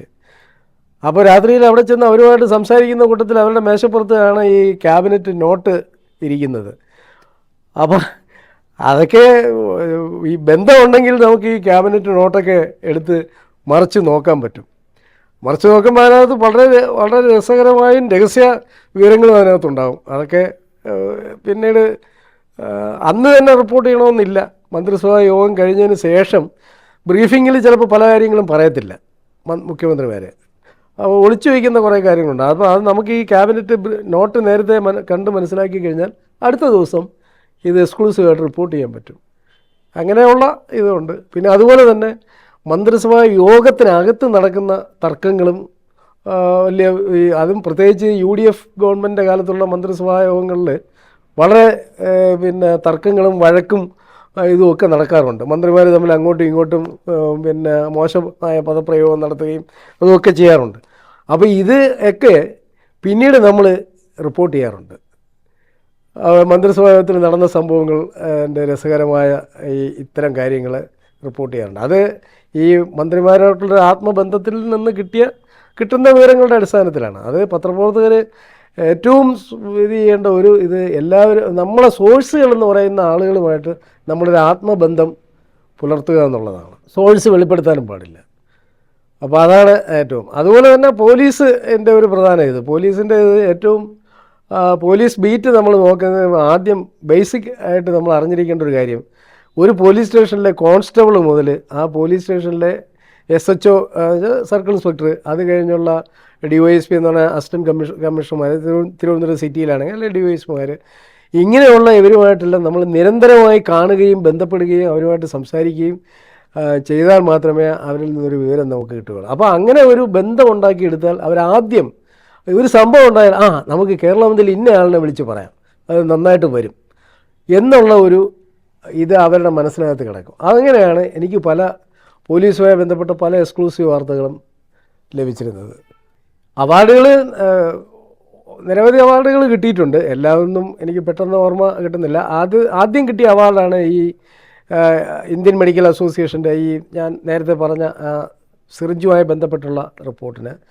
അത് കഴിഞ്ഞ് ഈ എയർ ഇന്ത്യയുടെ ഒരു കൊള്ളരുതായ്മ ചൂണ്ടിക്കാണിച്ചുകൊണ്ട് റിപ്പോർട്ട് കൊടുത്തു. അതായത് ഗൾഫ് സെക്ടറിലേക്ക് എയർ ഇന്ത്യ പറത്തുന്ന വിമാനങ്ങൾ ഏറ്റവും പഴഞ്ചൻ വിമാനങ്ങളാണ് അന്ന് മലയാളികൾക്ക് വേണ്ടി തിരുവനന്തപുരത്ത് നിന്ന് ഗൾഫ് സെക്ടറിലേക്ക് എയർ ഇന്ത്യ ഉപയോഗിച്ചുകൊണ്ടിരുന്നത്. അപ്പോൾ മലയാളികൾക്ക് വേണ്ടി ചക്കട വണ്ടി എന്ന് പറഞ്ഞ് ഞാനൊരു റിപ്പോർട്ട് അന്ന് കേരളമുതിൽ എഴുതി. അത് കേരളമുതിൽ 1-ാം പുറത്താണ് വളരെ പ്രാധാന്യത്തോടു കൂടി പ്രസിദ്ധപ്പെടുത്തി. മലയാളികൾക്കായി എയർ ഇന്ത്യയുടെ ചക്കട വണ്ടി എന്ന് പറഞ്ഞിട്ടങ്ങനെ ആ രീതിയിലുള്ളൊരു തലക്കെട്ടിലാണ് ആ വാർത്ത വന്നത്. വളരെ ഇതായിരുന്നു. അത് ഗൾഫ് മലയാളികൾക്കിടയിൽ വളരെ ചർച്ച ചെയ്യുകയും അവരുടെ ജീവിതാനുഭവങ്ങൾ അവരത് ഇതിൽ പറയുകയും ചെയ്തു.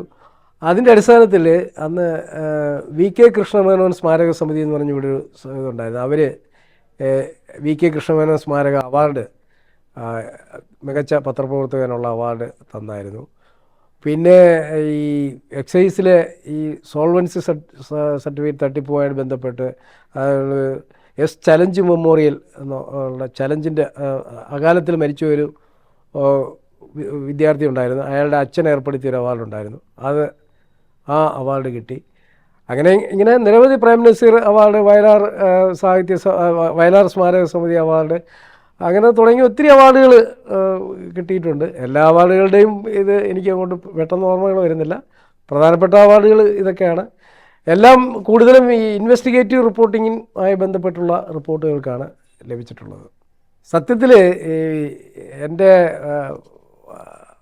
വാപ്പാക്ക് ഉണ്ടായിരുന്നൊരു വലിയ ആഗ്രഹം, ഞാനൊരു കോളേജ് അധ്യാപകനായി പിന്നെ ജോലി ചെയ്യണം എന്നുള്ളതായിരുന്നു അദ്ദേഹത്തിൻ്റെ ആഗ്രഹം. അപ്പോൾ അന്ന് എളുപ്പത്തിൽ കിട്ടാമെന്നുള്ള ഇതെന്ന് പറയുന്നത് പെരിങ്ങമല ഇക്ബാൽ കോളേജിൽ, അത് എയ്ഡഡ് കോളേജാണ്. അപ്പോൾ വാപ്പായുമായി ബന്ധപ്പെട്ടുള്ള ബന്ധുക്കളുടെ എല്ലാം ഒരു ഇതുണ്ട്. അപ്പോൾ അങ്ങനെ അവിടെ പിന്നെ ജോലി വാങ്ങിക്കാം നമുക്ക്.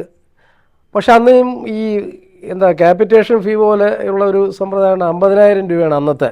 അതായത് ഞാൻ MA കഴിയുന്ന 84 ഇത് കഴിയുമ്പോൾ അന്നത്തെ 50,000 രൂപ എന്ന് പറഞ്ഞാൽ വലിയ എമൗണ്ടാണ്, വലിയ തുകയാണ്.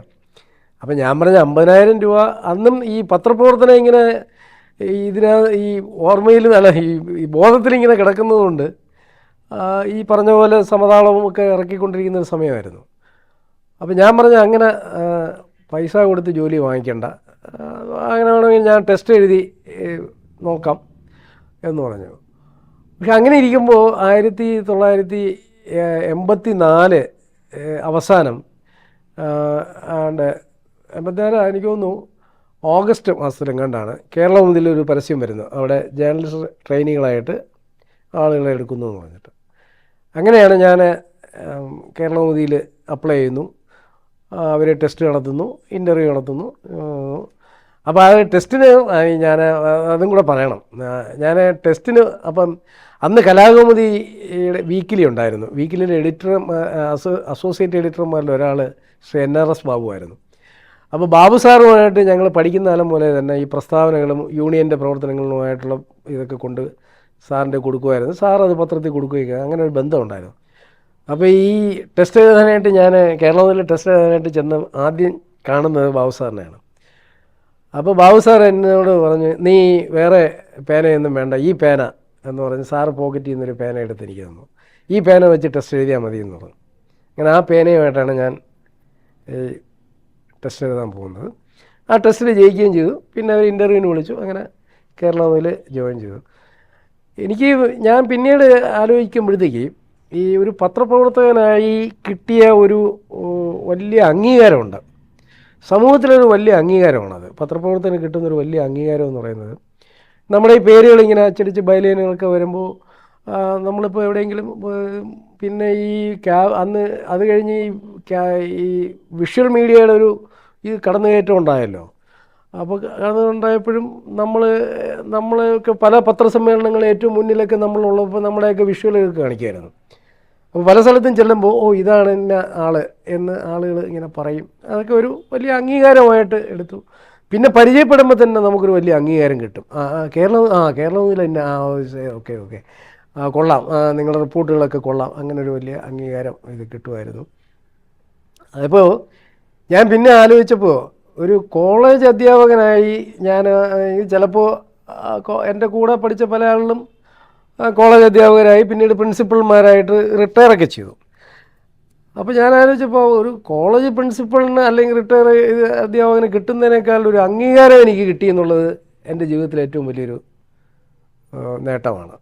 അത് ഇപ്പോഴും ആ അംഗീകാരം ഇപ്പോഴും നമ്മൾ ഏത് സമൂഹത്തിൻ്റെ ഇടയിൽ ചെന്ന് അത് ഒന്ന് പരിചയപ്പെട്ടാലും ആ അംഗീകാരം എപ്പോഴും കിട്ടുന്നുണ്ട്. അപ്പം ഒരു കോളേജ് പ്രൊഫസർക്ക് അല്ലെങ്കിൽ ഒരു കോളേജ് പ്രിൻസിപ്പളിന് മാക്സിമം ആകാവുന്ന പ്രിൻസിപ്പളായിരിക്കും. ആ പ്രിൻസിപ്പളിന് കിട്ടുന്നതിനേക്കാൾ കൂടുതലൊരു സാമൂഹിക അംഗീകാരം ഒരു പത്രപ്രവർത്തനം എന്നുള്ള നിലയിൽ എനിക്ക് കിട്ടുന്നുണ്ട്. അത് മറ്റുള്ളവർക്ക് എങ്ങനെയാണെന്നുള്ളത് എനിക്കറിയില്ല. ആ ഒരു ഇത് ഇപ്പോഴും ജീവിതത്തിലൊരു വലിയ വഴിത്തിരിവാണ്. അങ്ങനെയാണ് ആ പത്രപ്രവർത്തനം ഒരു വഴിത്തിരിവായിട്ട് മാറാൻ കാരണം. പിന്നെ ഒരു രാഷ്ട്രീയ നേതാവിൻ്റെ മുമ്പിലും പോയി നമുക്ക് പിന്നെ പഞ്ചപുച്ഛം അടക്കി നിൽക്കേണ്ട സ്ഥിതിയൊന്നുമില്ല. പത്രപ്രവർത്തകനാണ് യഥാർത്ഥ പത്രപ്രവർത്തനം നടത്തുകയാണെങ്കിൽ ധൈര്യമായിട്ട് തന്നെ ആ രാഷ്ട്രീയ നേതാവിനോടായാലും മന്ത്രിയോടായാലും മുഖ്യമന്ത്രിയോടായാലും ഏത് ചോദ്യവും ചോദിക്കാനും ഏത് കാര്യം സംസാരിക്കാനും ഉള്ള സ്വാതന്ത്ര്യമുണ്ട്. പക്ഷെ അത് പത്രപ്രവർത്തന ജോലി ചെയ്ത് കൊണ്ടായിരിക്കണം. അല്ലാതെ മറ്റ് ജോലികൾക്ക് വേണ്ടി ഈ പത്രപ്രവർത്തനം ഉപയോഗിക്കുന്ന ഈ രീതി അവരും ഇഷ്ടപ്പെടത്തില്ല, അവർ അനുവദിക്കുകയില്ല.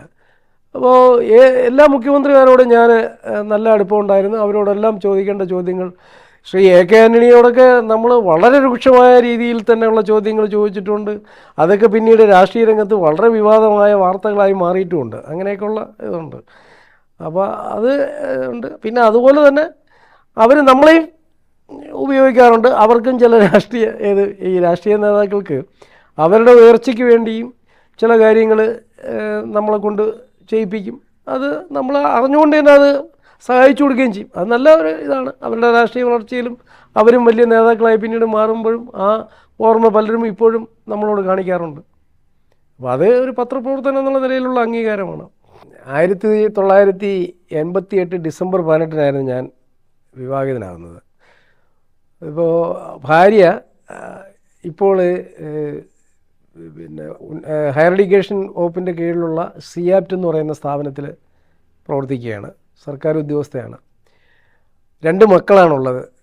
മൂത്ത മകനാണ്. അയാൾ ബാംഗ്ലൂർ ക്രൈസ്റ്റ് യൂണിവേഴ്സിറ്റിയിൽ നിന്ന് MBA ഒക്കെ കഴിഞ്ഞിട്ട് ഇപ്പോൾ റിയാദിലുള്ള ഒരു സ്ഥാപനത്തിൻ്റെ ഫിനാൻസ് അഡ്വൈസറായിട്ട് വർക്ക് ചെയ്യുന്നു. രണ്ടാമത്തെ മകളാണ്. മകളും പിന്നെ മാർ കോളേജിലൊക്കെ ഡിഗ്രി പൂർത്തിയാക്കിയിട്ട്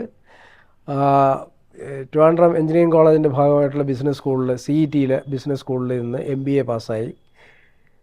ഇപ്പോൾ രാജധാനി ബിസിനസ് സ്കൂളിൽ അസിസ്റ്റൻറ്റ് പ്രൊഫസറായിട്ട് പ്രവർത്തിക്കുകയാണ്. രണ്ടുപേരും വിവാഹിതരാണ്, കുടുംബസമേതം കഴിയുകയാണ്. അതാണ് കുടുംബ എന്ന് പറയാൻ കഴിയുന്നത്.